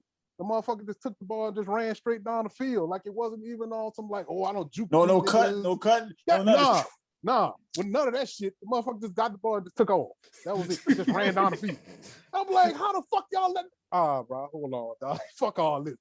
Luckily, I paid defensive line. They didn't put me on none of that special team shit. Because, look, I'd have just hit his ass just to hit him. Like, fuck you, kick me out the game. I don't care. But this motherfucker not about to score another goddamn touchdown on us. Fuck that. I'm hitting him in his knee. Not to kill him. Not to get him not to kill him. Right? I don't want to ruin his career. Nothing. You know what I'm saying? But you ain't scoring another slow him down touchdown. For the rest of the day. Oh, man, I was so fucking mad about that shit. Because it's like bro, you would think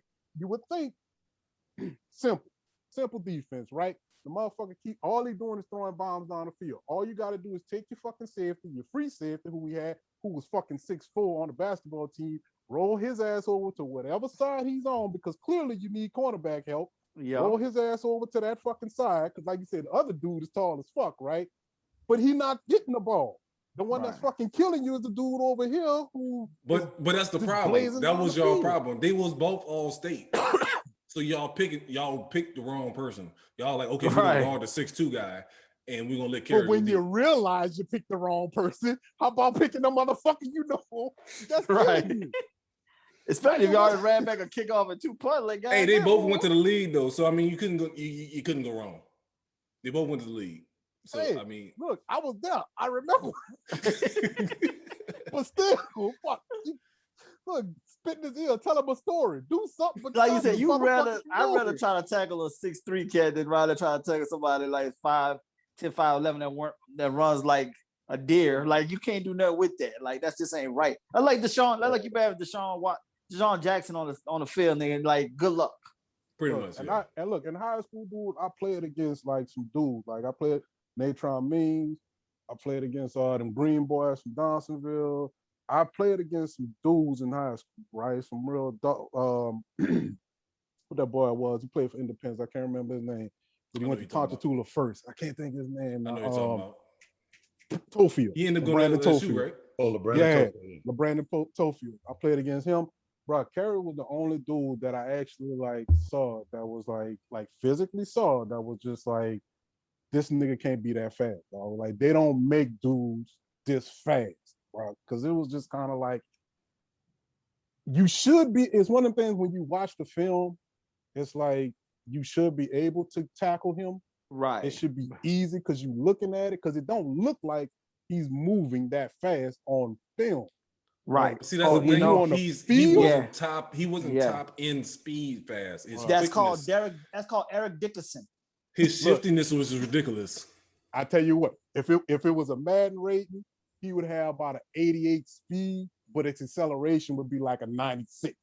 Because that's what it was. Right. The motherfucker was just like as he kept going, he kept getting faster. Yeah, that's what exactly.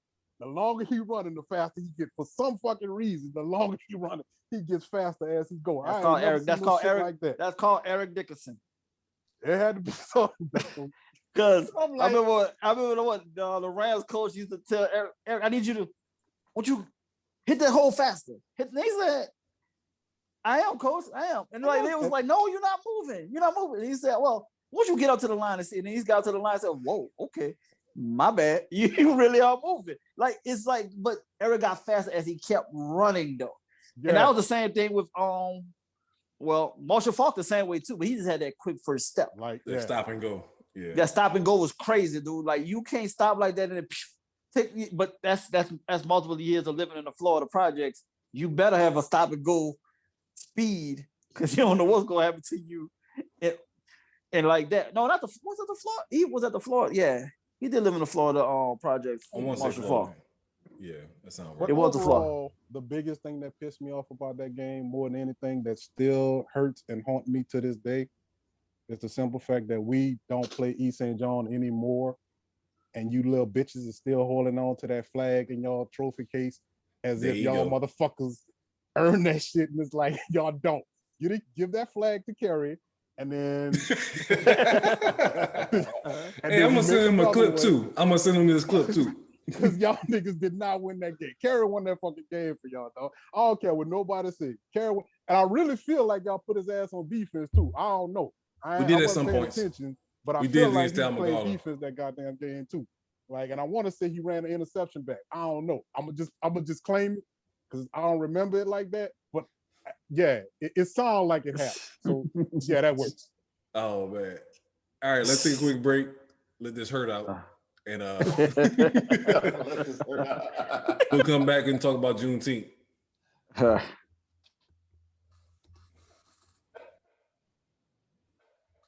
All right, shifting from sports, our government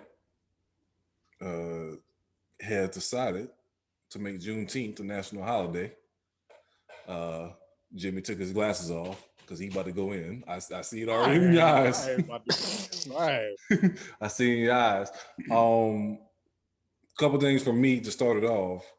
One, Juneteenth wasn't a thing to me, just from education-wise in school. We didn't learn about that shit in school in Louisiana. Nope. And it wasn't a thing until I moved to Louisiana and my son's grandmother, they used to celebrate it every year. That's when I became familiar with it.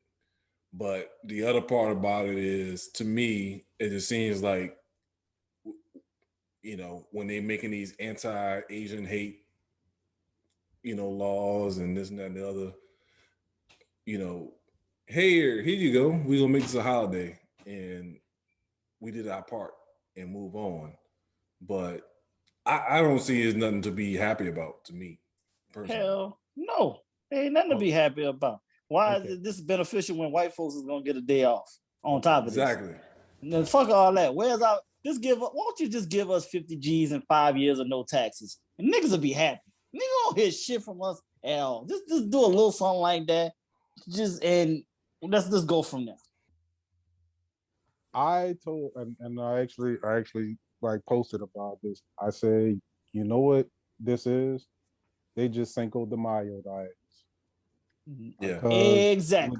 What's gonna end up happening is because I remember I sat in the fucking doctor's office on that day and tried to explain to a bunch of white people. Mind you, I'm not Mexican, but I'm trying to sit up there and explain to a room full of white people what Cinco de Mayo, the meaning behind it and why it was a day. This white woman, literally, no shit. One of them asked what it was, and this is how I got into the conversation. Because usually I go to therapy, I put my headphones in, I do my thing, and that's it. White woman asked, "Well, what is Cinco de Mayo? Like, what is it?" One woman thought it was a drink, right? Wow. Literally thought Cinco de Mayo was a drink. The other one, another one chimed in and said, "No, it's Mexican Independence Day." And I'm like, hold on, dog. Like, wait a minute. Hey, this is what it really is. And now I think 5 years from now, I'm probably gonna be sitting somewhere and somebody gonna be talking about Juneteenth, and now I gotta be like, hold on, man. Look, that's not what this shit is. Yeah, this is it. This is what it, because the white people, right? Like, yes. Tony, what you think about it, bro? Because this is right up there with I remember Malcolm X, listen to his recordings, that all your government is going to offer you is big gestures and nothing meaningful. Mm-hmm. So this is just another gesture.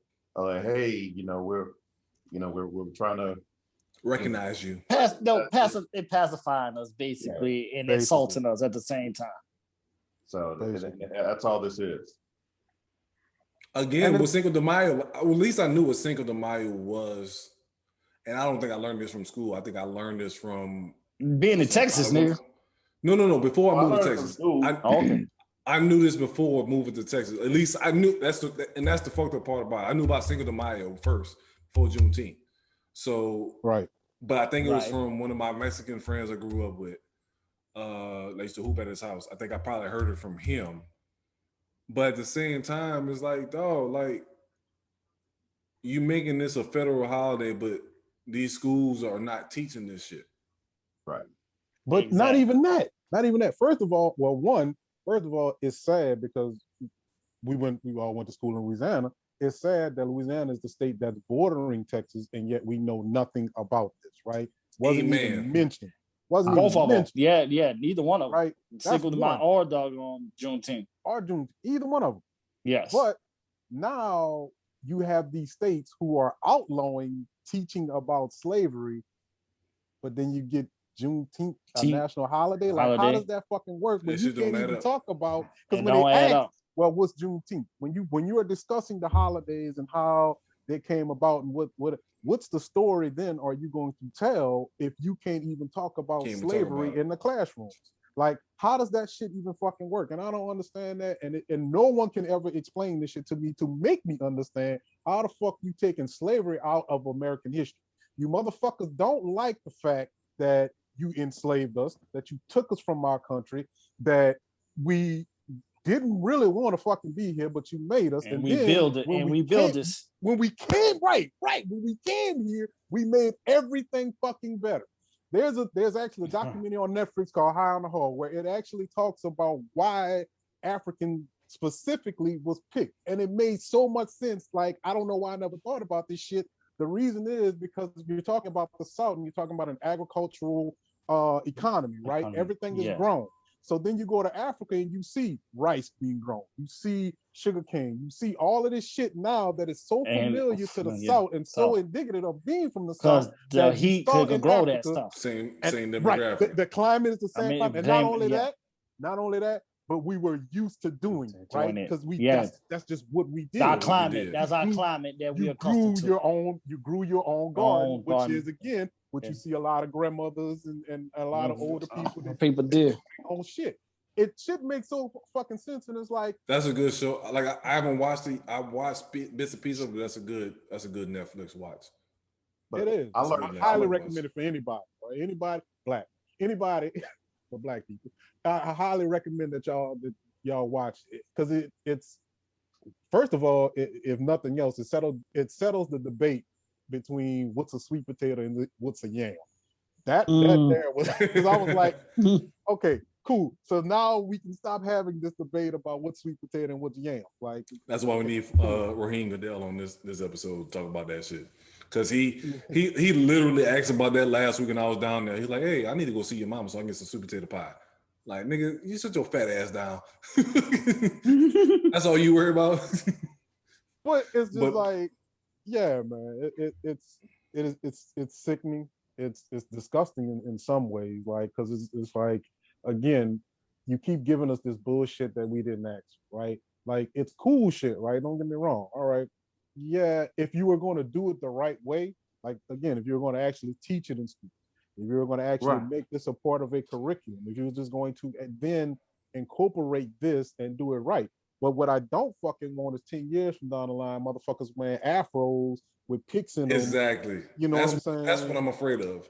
Right. Talking about they want collard greens and cornbread because it's Juneteenth now. You know what I mean? They sinkled the fucking Mayo on our ass. Now. But it goes back to what we talked about in the past on the previous episodes. People need to ass whip. You see somebody doing some dumb shit like that 5 years from now, hey, knock their ass out.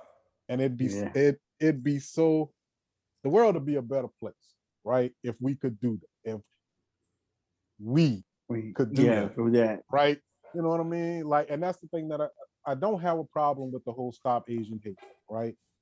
No, we ain't got no problem about other, like you said, ethnicities and races going through what they're going through.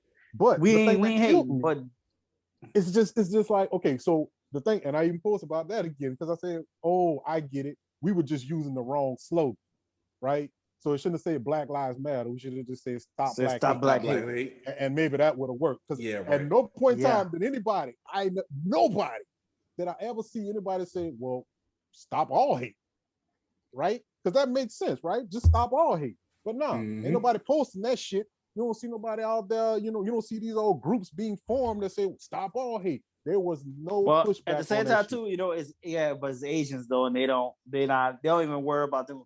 Like, I don't think it didn't matter. Like you said, I don't think it matter what slogan we'd have came up with. They'd have just came with the opposite because it's us. No doubt. Right. No doubt. No matter what we would have said, we can't win for nothing. I feel like dealing with white folks is like dealing with a Scorpio. If you don't break it down exactly how they want to hear it, it don't matter because they got to hear it. You have to say it in the exact same wording that they want to hear it to understand it. If you can't say it that way, you just like a deaf ear to them, and you wrong. It's funny how you have to explain certain things to them that just should be inherent. Hey, maybe I shouldn't say this, right? Or maybe I shouldn't do this. Maybe this isn't, this is. But that's not the reality. Unfortunately, that's not the reality that they live in. Right. And that's the sad part. And that's the sad part, because too many of them walk around with this kind of white privilege. And they don't even realize the fact that it is that. Like, so many of them think that when we say white privilege, we mean, oh, I wasn't born rich. I didn't have no. No, dude, the fact that you could walk around, period, and not get harassed is white privilege. Not that you walk around with money in your pocket, or the fact that you didn't walk, you had a car. No, I don't mean that shit. It's just the simple fact you could be somewhere and nobody fuck with you just because you're white. Like, that doesn't happen. But and that's a simple thing we say. That's the simple things we say, and they still refuse to comprehend that. It took the show Watchmen on HBO to bring up the Tulsa Massacre to the masses. Yeah. Watchmen and what's the other one with Journey Smollett? But it's more the Watchmen was more like white people will watch. Well, Watchmen was first. Yeah. Lovecraft. Boy, they'll watch that more than the one that you talking about. Yeah, Lovecraft. Lovecraft. Like, it's kind of like, I don't know, because that's on Stars. And Stars is almost like a black, like, that's legit. No, it's on HBO. on HBO. They both was on HBO. You all right? Yo, good call. I thought it was on Stars for some reason, but you okay? Good. I can't watch. I can't watch. That Lovecraft is too spooky. I don't do spooky shit, so I'm out. I'm telling you, I've been telling you from the beginning. Watch that shit all the way through. It's worth the watch. I know it's a little crazy. I can't do it because I can't sleep as is as a black man. Shit, I can't do spooky shit. Go fuck up my sleep. I need every little bit of sleep I need. It's gonna be quite a few scenes. Journey gonna make you accept the spookiness, dog. Can't do it. She gonna give you a couple outfits like what, it's worth it. Nigga, I will fucking call you all night, nigga. If I lose my fucking sleep. If I ain't sleeping, I'm gonna blow up I'm gonna make you lose your sleep. Well, that's where him and I differ because it wasn't Journey for me with the outfits. It was a sister for me. But which one? Hey, Journey's the one that played her sister, the one that the singer. Oh, they both, yeah. No. She both because she's on low key. She's on low key. Yeah. That's what I'm saying. I like.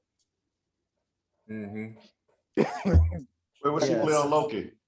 She's like one of the security guards, I guess per se. I mean she thick. Oh, she thick then. She thick then. I mean she tussle size. Yeah, she tussle. All tussle work. Oh yeah. Okay. Oh yeah. But yeah, bro, like I can respect that. You can tell she's gone. You can tell the missus is gone. Oh yeah. But but yeah, right. It's just I in some aspects of it, because my voice getting too high, that's how you tell I'm getting excited, right? In certain aspects of it, like I said, I agree with it, and I'm happy that it happened. But I wish if it was going to be done right, then I'll be okay. I just know they're not going to do right. It's not going to do it right. Yeah, not going to do the correct justice. It's going to get faded. I'm just tired of another holiday that's benefiting everybody when they don't even respect and acknowledge it as is. And everything. So what we need another holiday for? Like, won't you just like my show to have her companies for the past couple of years, if I remember, I know definitely that last year, her company is based out of Canada and they've been celebrating Juneteenth already. So she was off Friday as well as last year. So like to me, it's a good thing for her that she get the time off, but at the same time, it's like looking at it is it just another day off, or does it have meaning behind it? It's just another day off. Didn't the pacifiers like they doing something for us? Because my job gave it to me last year off, but that was after the George Floyd situation happened. Right. And they were just trying to pacify us. Now this year's came, they didn't give us it at all this year. They gave it to us as a floating holiday on top of that. This year, they ain't even spoke on it and brought it up at all. And that's another part about it. The floating holiday shit, that's the little slick shit. It's like, okay, we can use it. I'll give you extra floating holiday for this if you want it.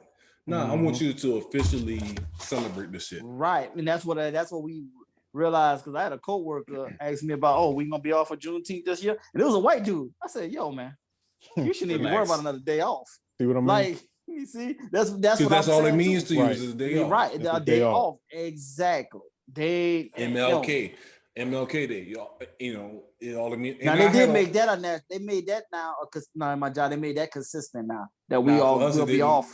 Because what's it called? I had my old director. He was white, and he brought it out to me. He was like President's Day, MLK Day, this and that and the other. He was like, it's a lot of days that people as a uniform don't celebrate, but they giving you to as a day off, and that's some people just take it like it is.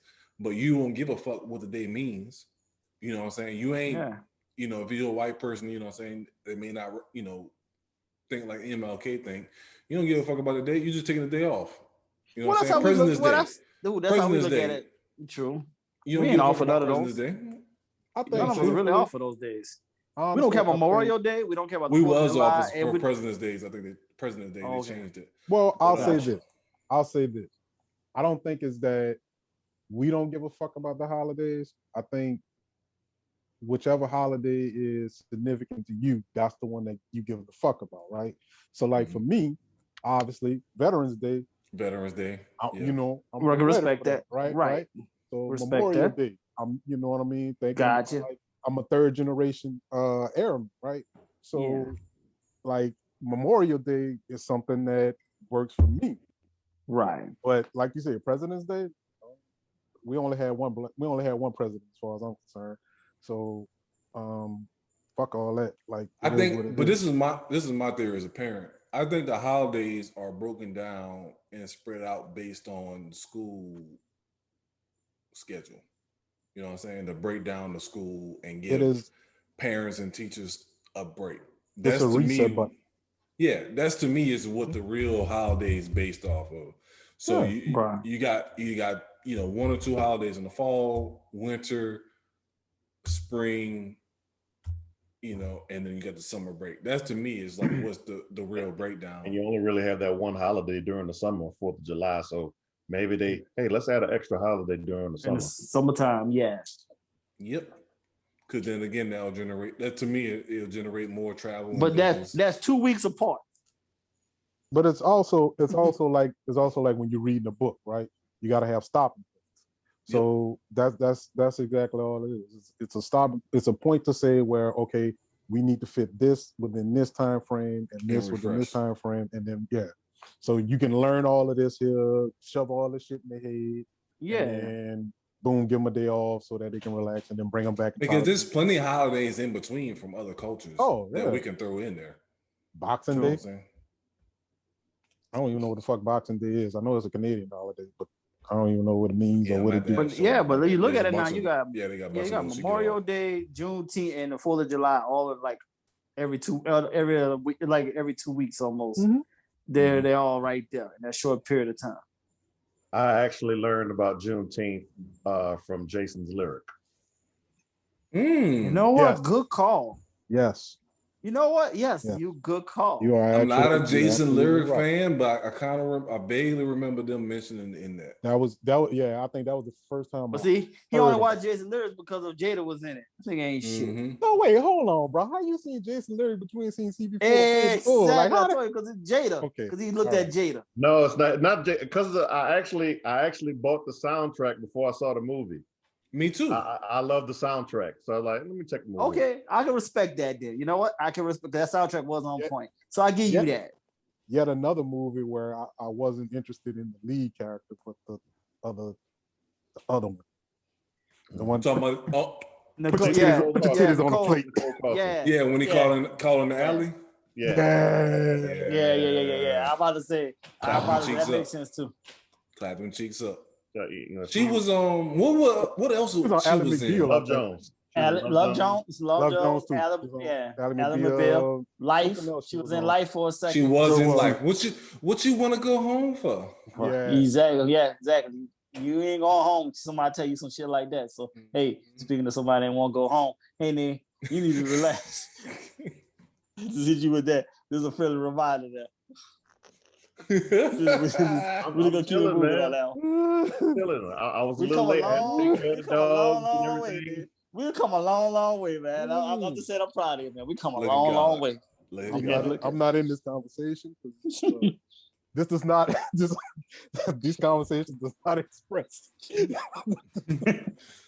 Oh man, but yeah, man. This it's I don't know. It's one of the things where, again, like I'll keep saying it over and over. I'm glad it's happening. It's just not going to be done right, and that's the thing that's going to piss me off about it. Like this give us reparation and leave us alone. I mean, it's a start. That? It's going to be one of the things that's not going to be. It's not going to be done right till we're grandparents. Here's the thing: it don't even have to give us reparations and leave us alone. Just leave us alone. Like we have already shown that we can be self-sustaining. We fine with that. Right. Yeah. I'll put it like this. I'll do this. Whatever any state that legalized slavery, if a black person living in that state, you don't have to pay the state tax in that state. Well, okay. They'll find a loophole. They'll find one, yeah. Because Texas don't have a state tax and Florida don't have no state tax, so. That kind of I need that shit federal. Fuck all. What if I'm federal? I'm about to say. What if I'm 1/16 black? Fuck a state shit. I need that federal. Right. Because the government was complicit and let slavery take over. Oh yeah. How about we pay only 3/5 of the tax? There you go. Ooh, I'll run with that. I'll run with that move. I definitely run with that. We can do that. But again, we'll have white people trying to, like I just said, Well, my great grandfather was black. Not the 23andMe shit, dog. Not yeah, exactly. Not that. Not the what is it, AfricanAncestry.com. Mm-hmm. Man. Like my family ain't no slavery. Fuck that. Shut it down. Look, I don't know, man, but that's the thing though, because it kills me even with that, because so you don't want to teach slavery, but you don't want to take Confederate generals down. Because you want to you want to keep the names of Confederate generals, but you don't want to understand why they were who they are, what they were fighting for. Yeah, and exactly. This is like, come on, come on. Now, mind you, I mean, there's a debate about whether or not they was actually fighting for slavery or not, or whether or not it was an economical thing. Oh, definitely was money first. It wasn't really. Oh, it was definitely more money. Right. It wasn't technically about the slavery. It was definitely more, about the money.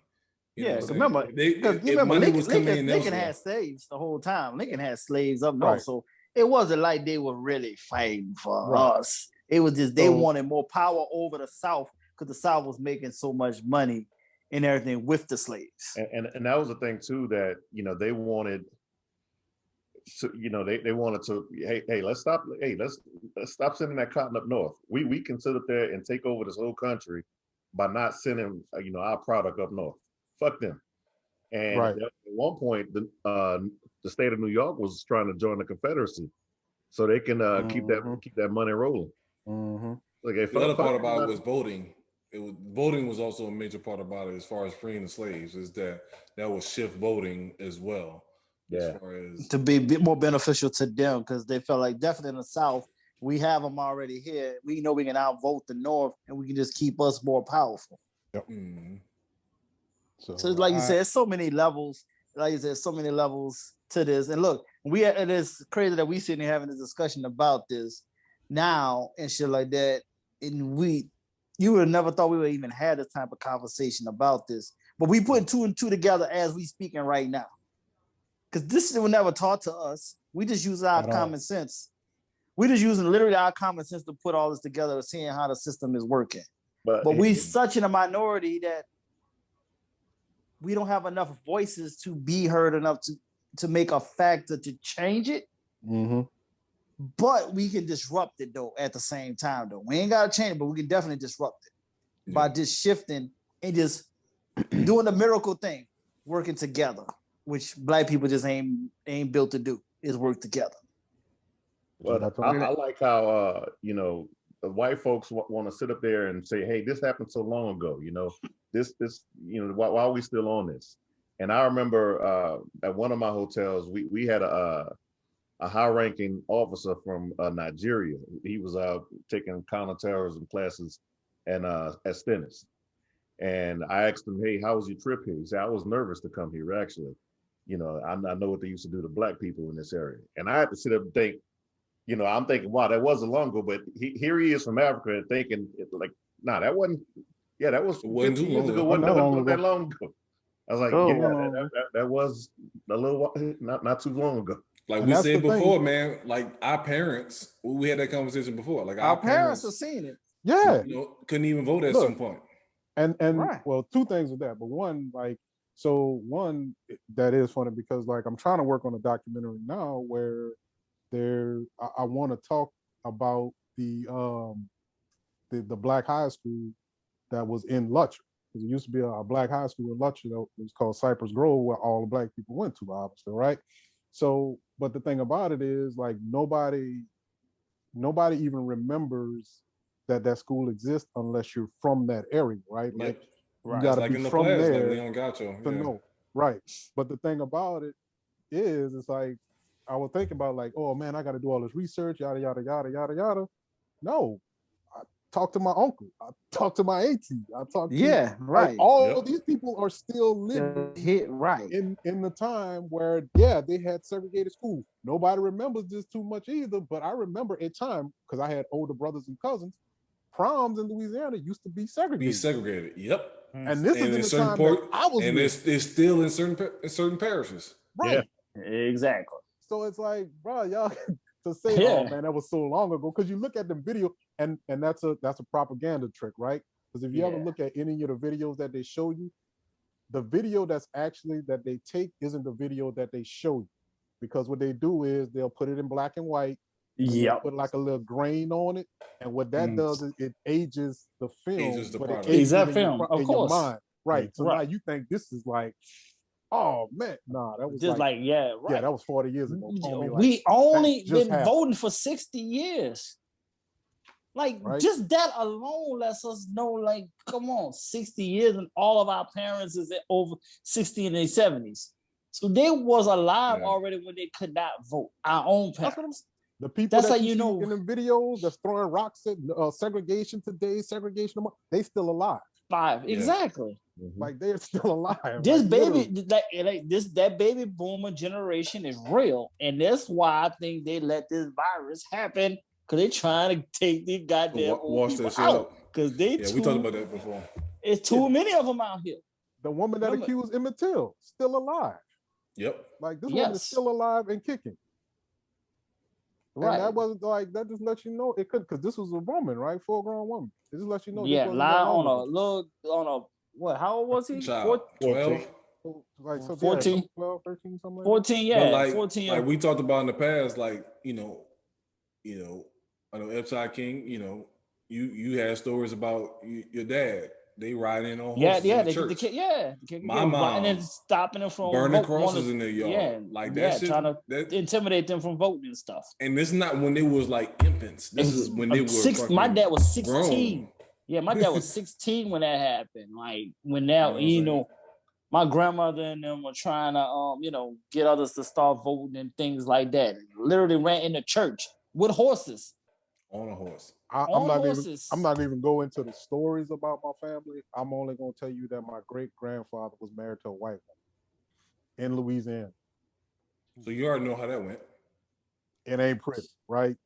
Like it ain't something that you understand then how when people talk about PTSD and how they like, and just how like Black people need therapy and all like this, because you just go through shit that you just think is life. And it's not. Yeah. It's not normal. Mean? You just think it's normal, but it's only normal because that's what you see. And you don't know that shit ain't right. Like that's not normal shit. But again, you can go through the whole redlining and how you put us in certain positions and, tell us to survive like that. Because now even out here, like I think Batman will remember Lafayette, Black people, like the North Side, like remember how it was just like two different sides of Lafayette. White people had their own businesses and everything. On the South Side, North Side, Lafayette, everything was Black. They had their own stores, their own mall. Everything was on the North Side. That was what Black people went there, right? Now, it's like a ghost town over there. And what they're doing is they're shutting down everything over there. And now everybody, all these people that got money on the South Side, buying property on the North Side. North Side, gentrification again. What they realized was when shit started flooding, water is going to go down. South, right? They're going to go south. So here it is. The North Side is actually the better, more valuable, because now you motherfuckers is flooding out on the South Side with these $1 million, $2-3 million homes y'all just bought on the South Side, because that's the best side, right? Same thing with Houston. You pay $3 million for a 3-bedroom house and no yard because it's actually in that area, right? So now all them, they buying all the property on the North Side and building these nice little houses over there. Gentrification. Yep. And that's happening everywhere too. That's happening up here in Dallas here. Over there, all on the south side of Dallas and Oak Cliff and all that. Like it was crazy. It used to be white at one time, then it went Black, and now kind of go back white. It's the most craziest thing in the world of how they coming about just changing stuff. And like, shoot, when you go home now, and I was up and down Canal, dude, it was the most craziest thing. Seeing all these white folks walking down the Calio, nigga, like that shit was disturbing to me. Like, yo, white people walking down the Calio with grace. Definitely wouldn't happen. Childhood, we wouldn't even walk down the Calio unless you from there. These white people walking gracefully down the street, and I'm like, because they don't know no better. There's no know nothing. Don't know. Like I said earlier, again, it's you ain't getting smacked in the face. So that goes on multiple levels. So that also goes into smacking you into where you supposed to be at. So like on Cops or the other little cop TV shows, when you see a white First dude 48, you see a white dude walk in a certain neighborhood, a cop will pull you over. Like, you know why I pulled you over? No, I do not, because you're not supposed to be here. You know what I'm saying? Like that type of shit. It's for a reason. So they don't have that type of experience. So like you said, ain't nobody checking them, so they can just, Yeah, but I mean, the gentrification already kicked in after, of course, Katrina, and it is now that is so far gone now. It's just way more comfortable down there, and it's just so weird just seeing them just so freely walking down the street, and I'm like, I ain't never seen, even over that Carrollton area. Oh, you got Costco over there now. They're like, what the fuck? A Costco over here?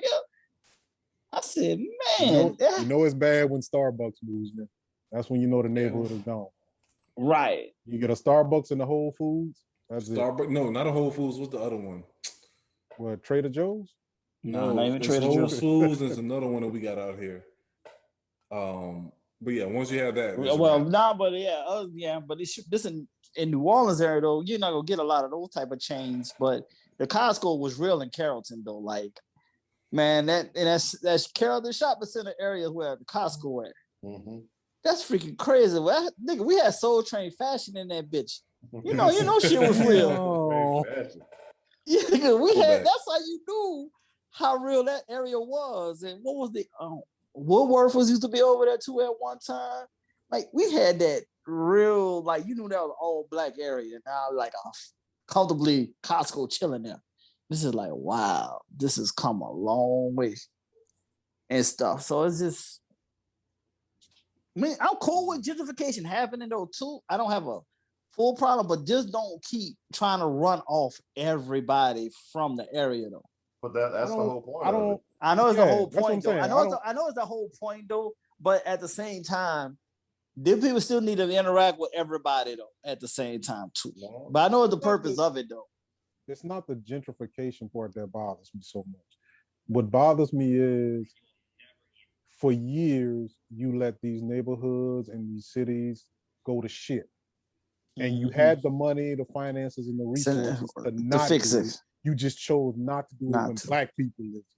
But now that white people want to live here, now all of a sudden you can bring in, like you said, a Costco. You can bring in a Starbucks. You can bring in this shit. But when black people lived here, you didn't want to give us none of that shit. And that's the part that bothers me about it. That's the part that burns me up about it more than anything. Because it's like, clearly you can do it. You're just choosing not to fucking do it. And you show us time and time again, I'm just not going to fucking do it because I don't want to.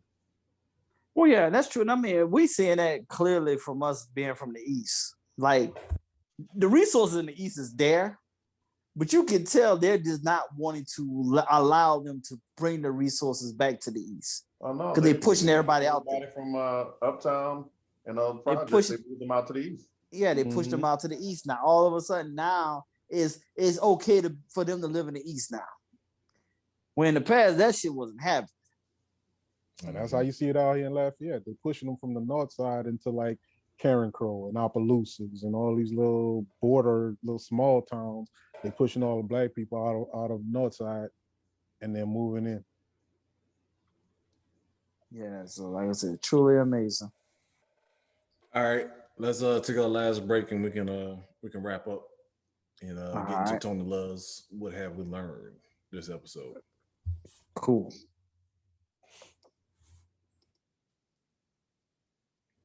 All right, it's that time again. Tony Love, what have we learned this episode? All right, just a few things here. I have not seen CB4. I'm on notice. I'm on notice. Yes, you are. One more. 2. So I'm gonna tell you one more. White man loses his job. He stepped down. If it's a black man, he got fired. Big facts. 3. We don't recognize Kristaps Porzingis as KP. Kendrick Perkins is the real KP. 4. Happy Father's Day, Carmelo. Again. Hey, Carmelo and Nick Cannon. Hug the twins for us. And Nick Cannon. Medalz love the kids, man. Special shout out to you. No, I don't love the kids. Well, you know, you will watch yourself. Continue on now. We love most of our kids here at Trophyz. Well, clearly, as the only person on here who don't have kids, yeah, we love the kids. Oh man. 5. My kids. East St. John don't deserve a fucking movie. Cold-hearted. I knew he was gonna say it. I knew he was. But look, the name of the movie is Stepping on Fish or Walking on Fish. I'm like, what kind of shit? All right. Hey, I'm gonna send this clip to Kerry. I'm gonna see what he said. I'm gonna tag you on Facebook and see what the fuck he said. Cause you know he gonna say something stupid. Man. And last one, gentrification is going strong in New Orleans. Going strong. Ain't no slowing down neither. Nope. Got shows on HGTV and everything. Oh man. They even doing Naked and Afraid in Louisiana. They did wow. Married at First Sight. They did have one in New Orleans. Married at First Sight too? Yeah, they did have one in New Orleans. That's the worst place to do some shit like that. Exactly. Say love. Say love. Say hey, they actually got a dude on there like that. Like say love. Like say red. Say red. Him and his wife, them two, bro, like they say expert matching. Like both of them, dog. It's like he went to AUG, she went to Xavier Prep. It's like, hey. They meant for each other. No, that ain't what they went, but it's like that. That's what I mean. Like, if you see them together, it was like, y'all, they might as well have done that. Like, gotcha. They was matched, dog. They got that set. Man, what you mean? Like, they love you. Look, we ain't gonna be doing that though. Let's like for real. It's funny because you recognize. Now I might have to start watching that shit because Shorty be watching that shit. Oh, I only watch more. But they struggling in Naked Afraid. My family watches that, and they said that, like I've been to Australia, I've been in the Yucatan, man, and they don't compare. This fucking Louisiana swamp. He ain't trying to eat no Nutri-Rats and shit like that. Yeah, one of them they caught they had to sit out for a minute because one of them got a nutria parasite on their testicle. Whoa! Holy shit! Oh fuck! What the fuck was you doing? They was in the. They're naked. They're naked. Yeah, they're naked. Oh, yeah, stupid ass. What you get? You gonna learn today? I had look. They had to dawn on me. Like, oh yeah, wait, they are naked. Yeah, so he got a little penicillin, cleared it up, and he's sitting up there talking shit. Yeah, I want to fucking take out that Nutri-Rat. It almost took out my nutsack, dude. We got to get nigga.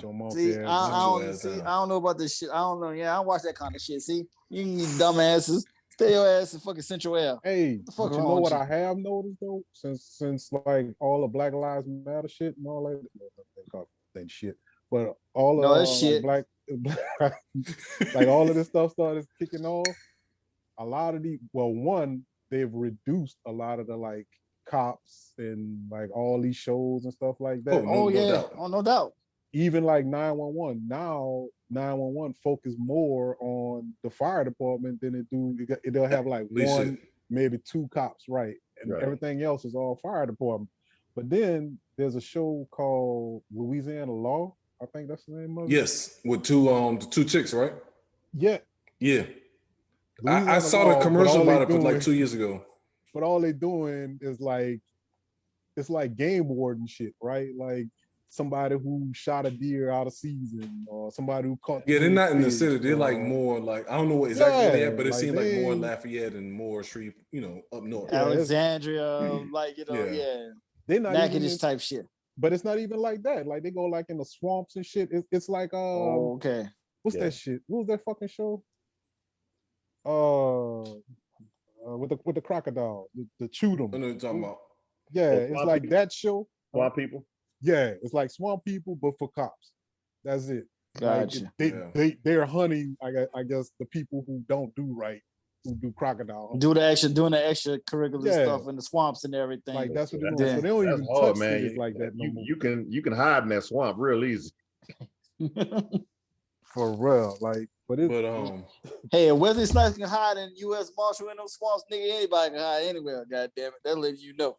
My nigga, if Shaq can be an undercover, Right.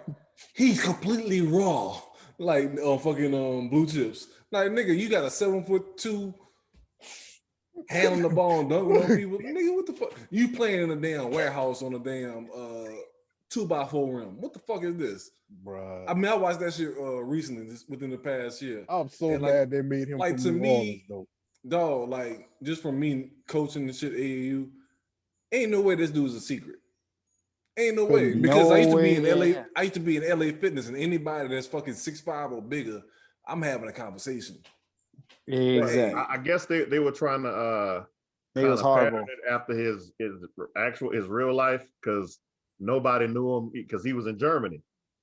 And Dale Brown. Yeah, but once he came to Texas, though, this is the difference. He came to Texas, he was trash at first because he was uncoordinated, because he got so big. Again, like we talked about before, he got big real fast, and he was uncoordinated as like 8th grade freshman.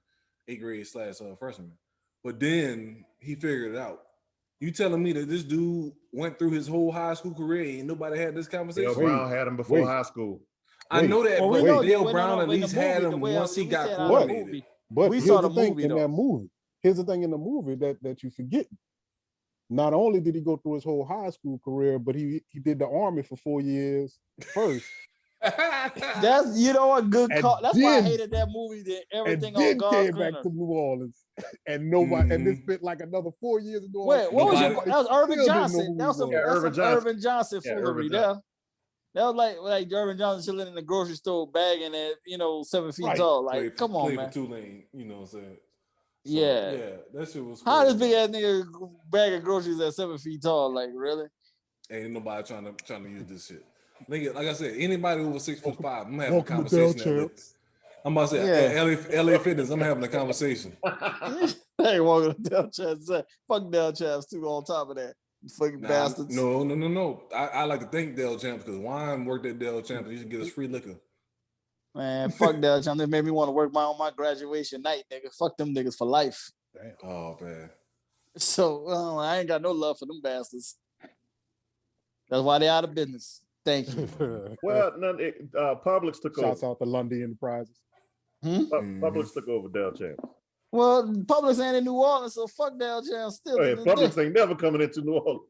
Exactly. Fuck that. That's what I'm saying. So good for them. Fuck them bastards. Shit. Good luck there too. Maybe they ain't keeping up with. They can't keep up. Yeah, exactly. That's why I think HEB would do good in Louisiana, but I think so too. I think on this side more than the New Orleans side. Exactly, nigga. That Lake Charles. They don't like that. They don't like the prices. The ones ain't going for that shit. Yeah, they go for the price. That Lake Charles, Lafayette, Alexander area. They competitive in my neighborhood. Well, that's Texas. That's where Texas, you at. Nigga, we said New Orleans, nigga. Them niggas ain't trying to see that shit. 2 different places. Exactly, nigga. But yeah. Told you, HEB coming here up. They got 2 spots coming in Plano and Frisco. Nigga, that's about to be a problem. I'm about to say, you see where they picked that. Mm-hmm. Yeah, with them goddamn white people. Smart people. Mm-hmm. Yeah, I'm shocked they never did it in South Lake. Yeah, that would not too bougie for South Lake. Man, get that. Don't bring that petty ass shit around us. We don't want them kind of clientele around us. We don't care about prices. Mm-hmm. Jimmy, what you got in closing? The recast. So here's my thing.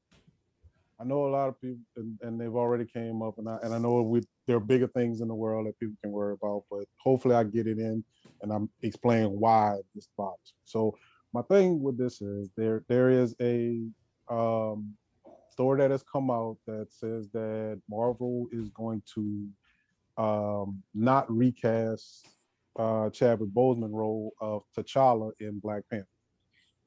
Essentially, they're going to kill him off. Now, before anybody starts this whole, I don't have a problem with Shuri, who was a sister, being Black Panther. It's not that, or even her being Queen. I just have a problem with killing off T'Challa. One, because if you want to stick to the source material in the comic books, the story was always told through T'Challa. Shuri was Black Panther, you know, they've been queens, they've had other things going on, but the story was always T'Challa. He was the focal point, right? Mm-hmm. So that's one, if you just want to be one of those stickler for the stick to the source material things, right? But then also I have a problem with the concept of, if you look at it, this is Marvel's first Black character that had his own movie, right? Successful he was the movie. first, right? Biggest, almost the biggest blockbuster you had outside of Endgame, right? Yes. But then, outside of that aspect of it, what he is and what he represents, which is he's the king, right? Of a kingdom that was never colonized, that has never known any kind of anything other than what they are, and they're the most technologically advanced and smartest nation and richest nation in the world. Right, he's the richest. Big impact on one of the most popular Marvel characters, Captain America. Right. Actually talk shit and kick Captain America's ass, but you know, we can go on. That's another story. Right.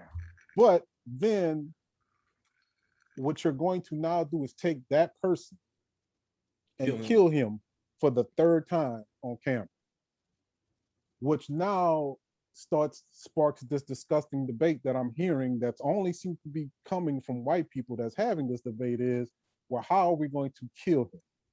So now you got white people out here talking about how we're going to kill this Black man again for the third time on camera. Right. And it's like, it'd be different if you had to do it, right? If you had to just kill him off. Yes, Chadwick Boseman has passed on, but again, we've seen where you have recast specifically Black people in the MCU. You took Terrence Howard and turned him some kind of way into Don Cheadle, somebody who's not only shorter, but and darker. Clearly 10 shades darker, right? Yeah. So you can't with a whole different accent. Whole different accent. Every walk, everything. He don't say man after everything. Man. Right, exactly. I need that suit, man. So right. But again, now you're killing this person off, and it's like you're doing it in front of people. Right. Yeah. And not only that, because there is a proverb, and I can't remember who said it, they'll kill your kings in front of you. Right. And it's like you keep doing this. You keep killing this king, our king, right? The king that we know over and over again. And now you're going to now permanently kill him off. And then there's this debate where it's like, well, you're not honoring Chadwick Boseman. You want to make sure you remember him. He's always going to be remembered. I tell you what, the mayors can attest to this. Please tell me, the mayor, how many Batmans are there, right?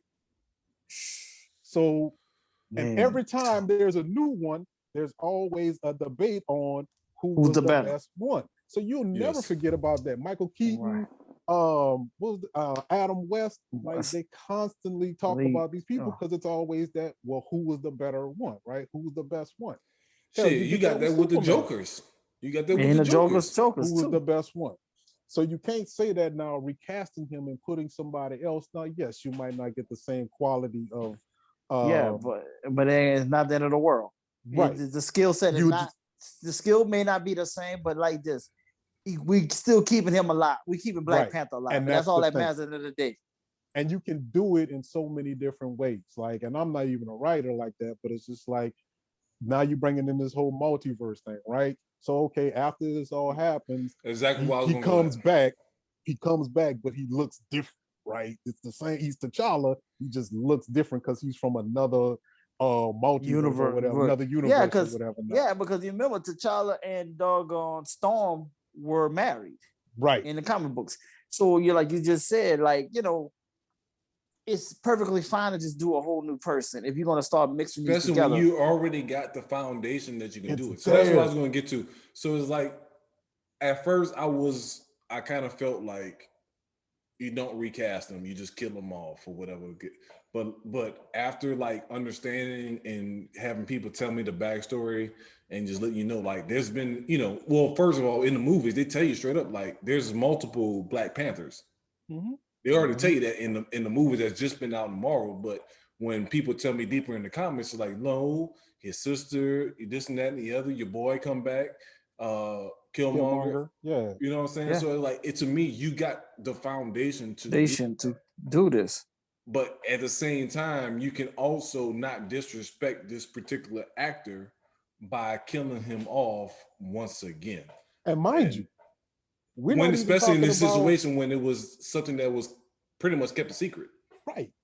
And mind you, we're not even talking about recasting him next year, or like, you can drag this out. You can put him in space, you can put him in a coma, you can do all kinds of things. Like, he could say, I stepped down. He could say, he stepped down. I'm stepped down, and I'm doing something else, and I need you to on a spiritual journey. Exactly. Storm got that fire. I'm gonna be ducked off for a minute. Yes. Even then, look, and I just sat here and thought about it, right? This is how easy it is. Okay, so even if you kill him, do it like this. So even if you go kill him, I don't like the fact that you're killing him, but okay, you kill him. So you put him in the ancestral plane, right? Yep. Multiverse thing happened, all this, whatever, however you're going to end this one, at the end of it, whatever it is that you ended now, okay, well, now we found a way to bring him back from that ancestral plane.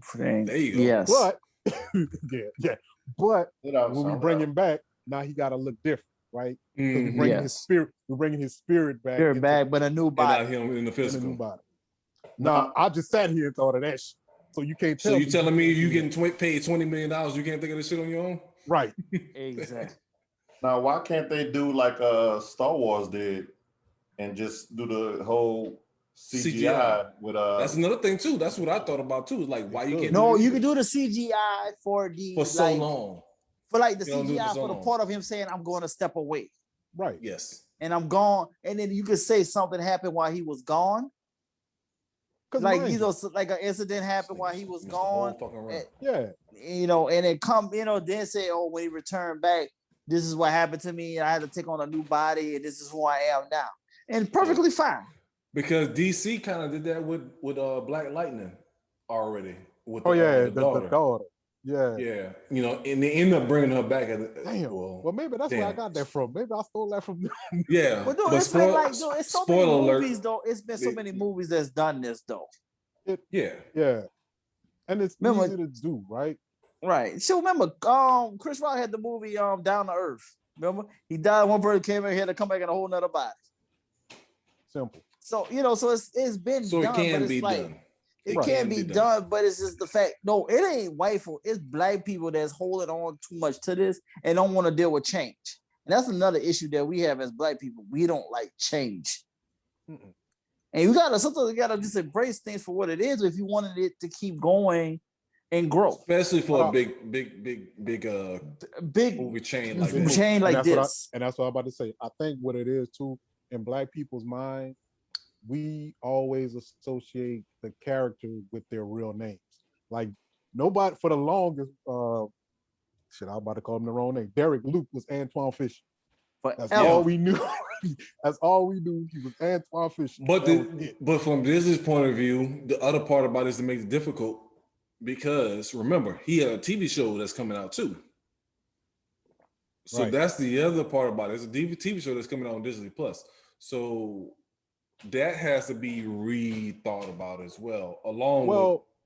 With that, they weren't even going to include him, from what I understand. In it was supposed to be about that's what they say of Wakanda. Yeah, but that's what they say. The country itself. But I don't know how cameos. He's gonna make his cameos from time to time. Right. We just still, like you said, we gotta treat this like we did. That's what he's saying now. That's how I think about it. I think we gotta treat this. We gotta treat this. Yeah, we gotta treat it like Batman. We gotta just find another person, and then just keep it moving. Or just any character, right? Because all of them get recasted at some point in time. Superman, Batman. I think Marvel probably looks at, if we just replace the actor, we're cheapening the brand like DC. We ain't trying to do DC shit. Yeah, I can already done that. Hater. You kind of done it though with certain other cast members. Right. Well, the Terrence Howard is kind of the only cast member they really legitimately just flat out changed. Most every time they are gone. DC changed main characters. They changed main characters. And that's the egotistical thing of Marvel right now. They're egotistical right now because they never had to change a main character. But this is an exception of the rule type vibe, though. You ain't lost, nobody died. But you have to worry about changing. Also, too, is that this has been their biggest seller. Black Panther has been their biggest seller. Right. So it's delicate how you want to handle it. And I do it the right way. You gotta do it the right way. You do. I do. You do. And I get it. But once again, though, we can't sit here while he's killing him overall. We can make him go away and just and then just bring his. Hold up. I'm having deja vu for those. I'm having a deja vu moment. But with the commercial that just popped up and us talking about Black Panther. That's just it's a weird moment. Okay. That's Aquarius thing, man. As Aquarius, we rolling like that. We be having deja vu shit. I don't know what we be seeing shit in advance. And that means there's a glitch in the matrix.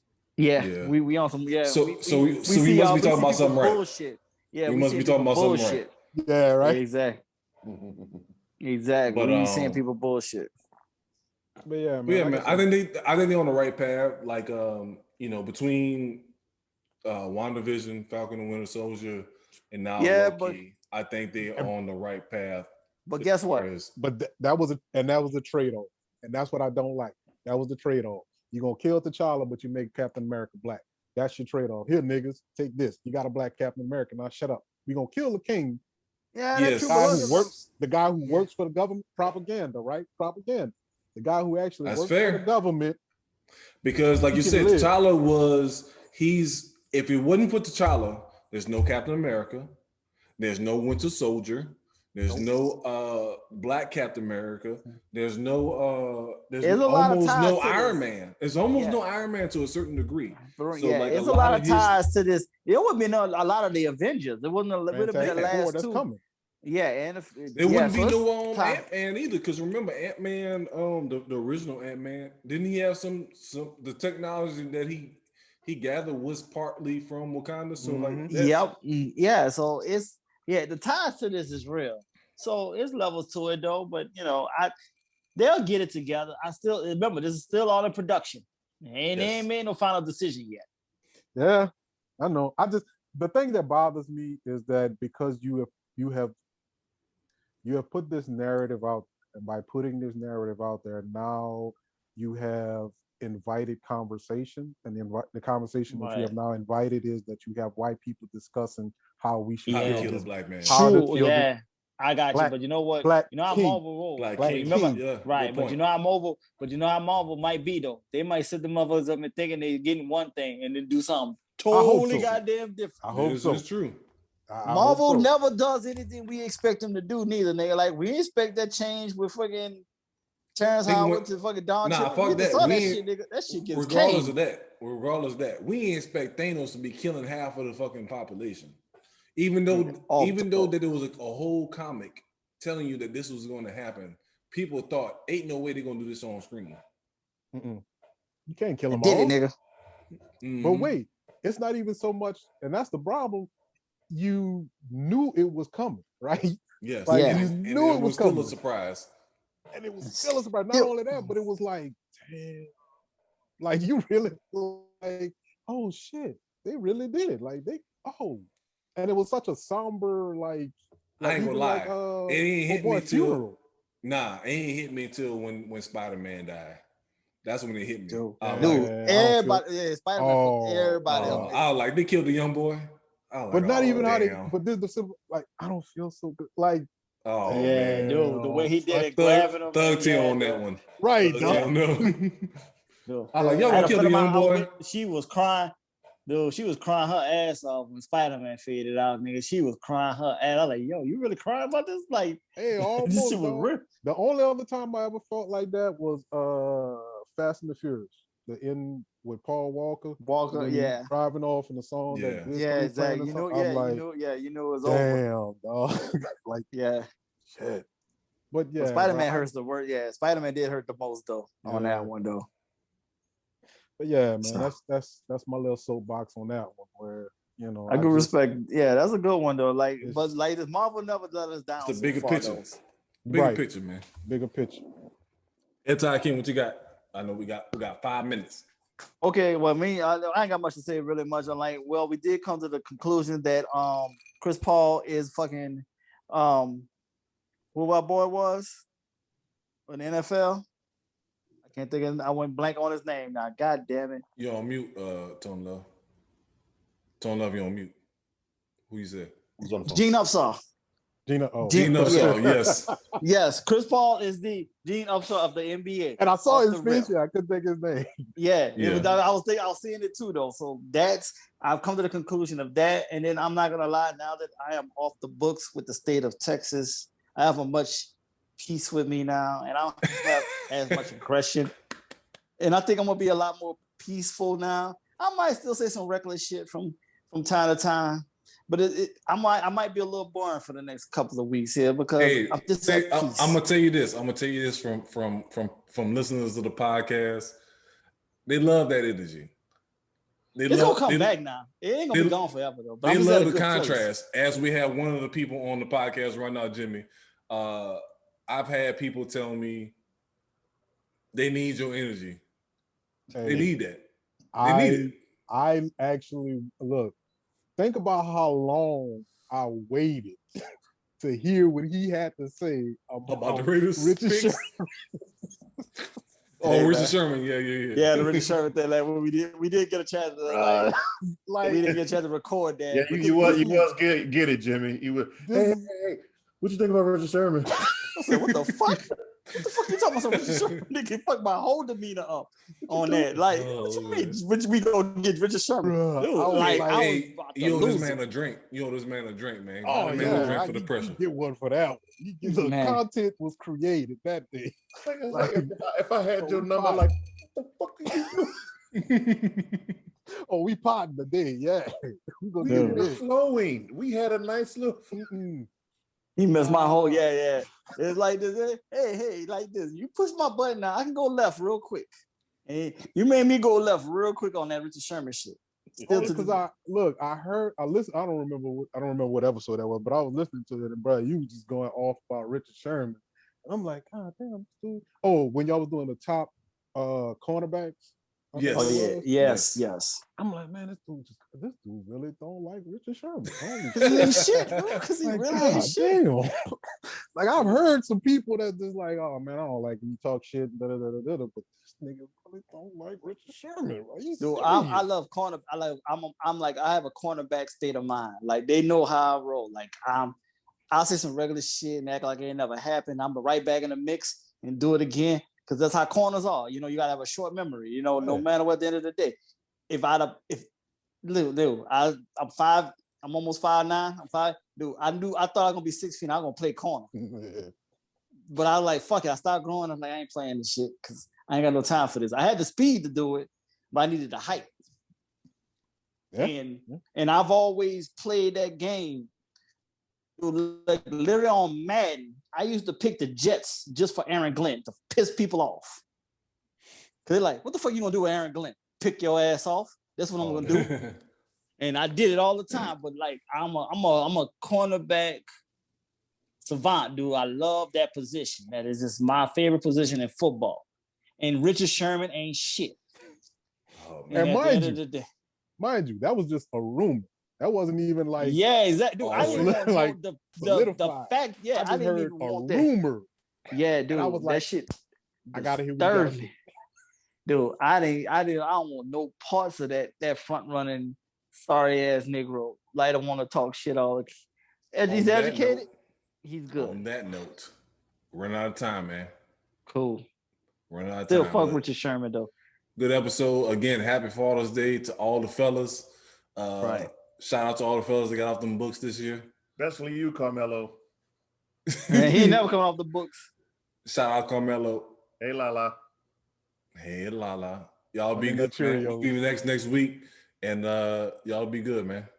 All right, yo. All right, man. All right, later.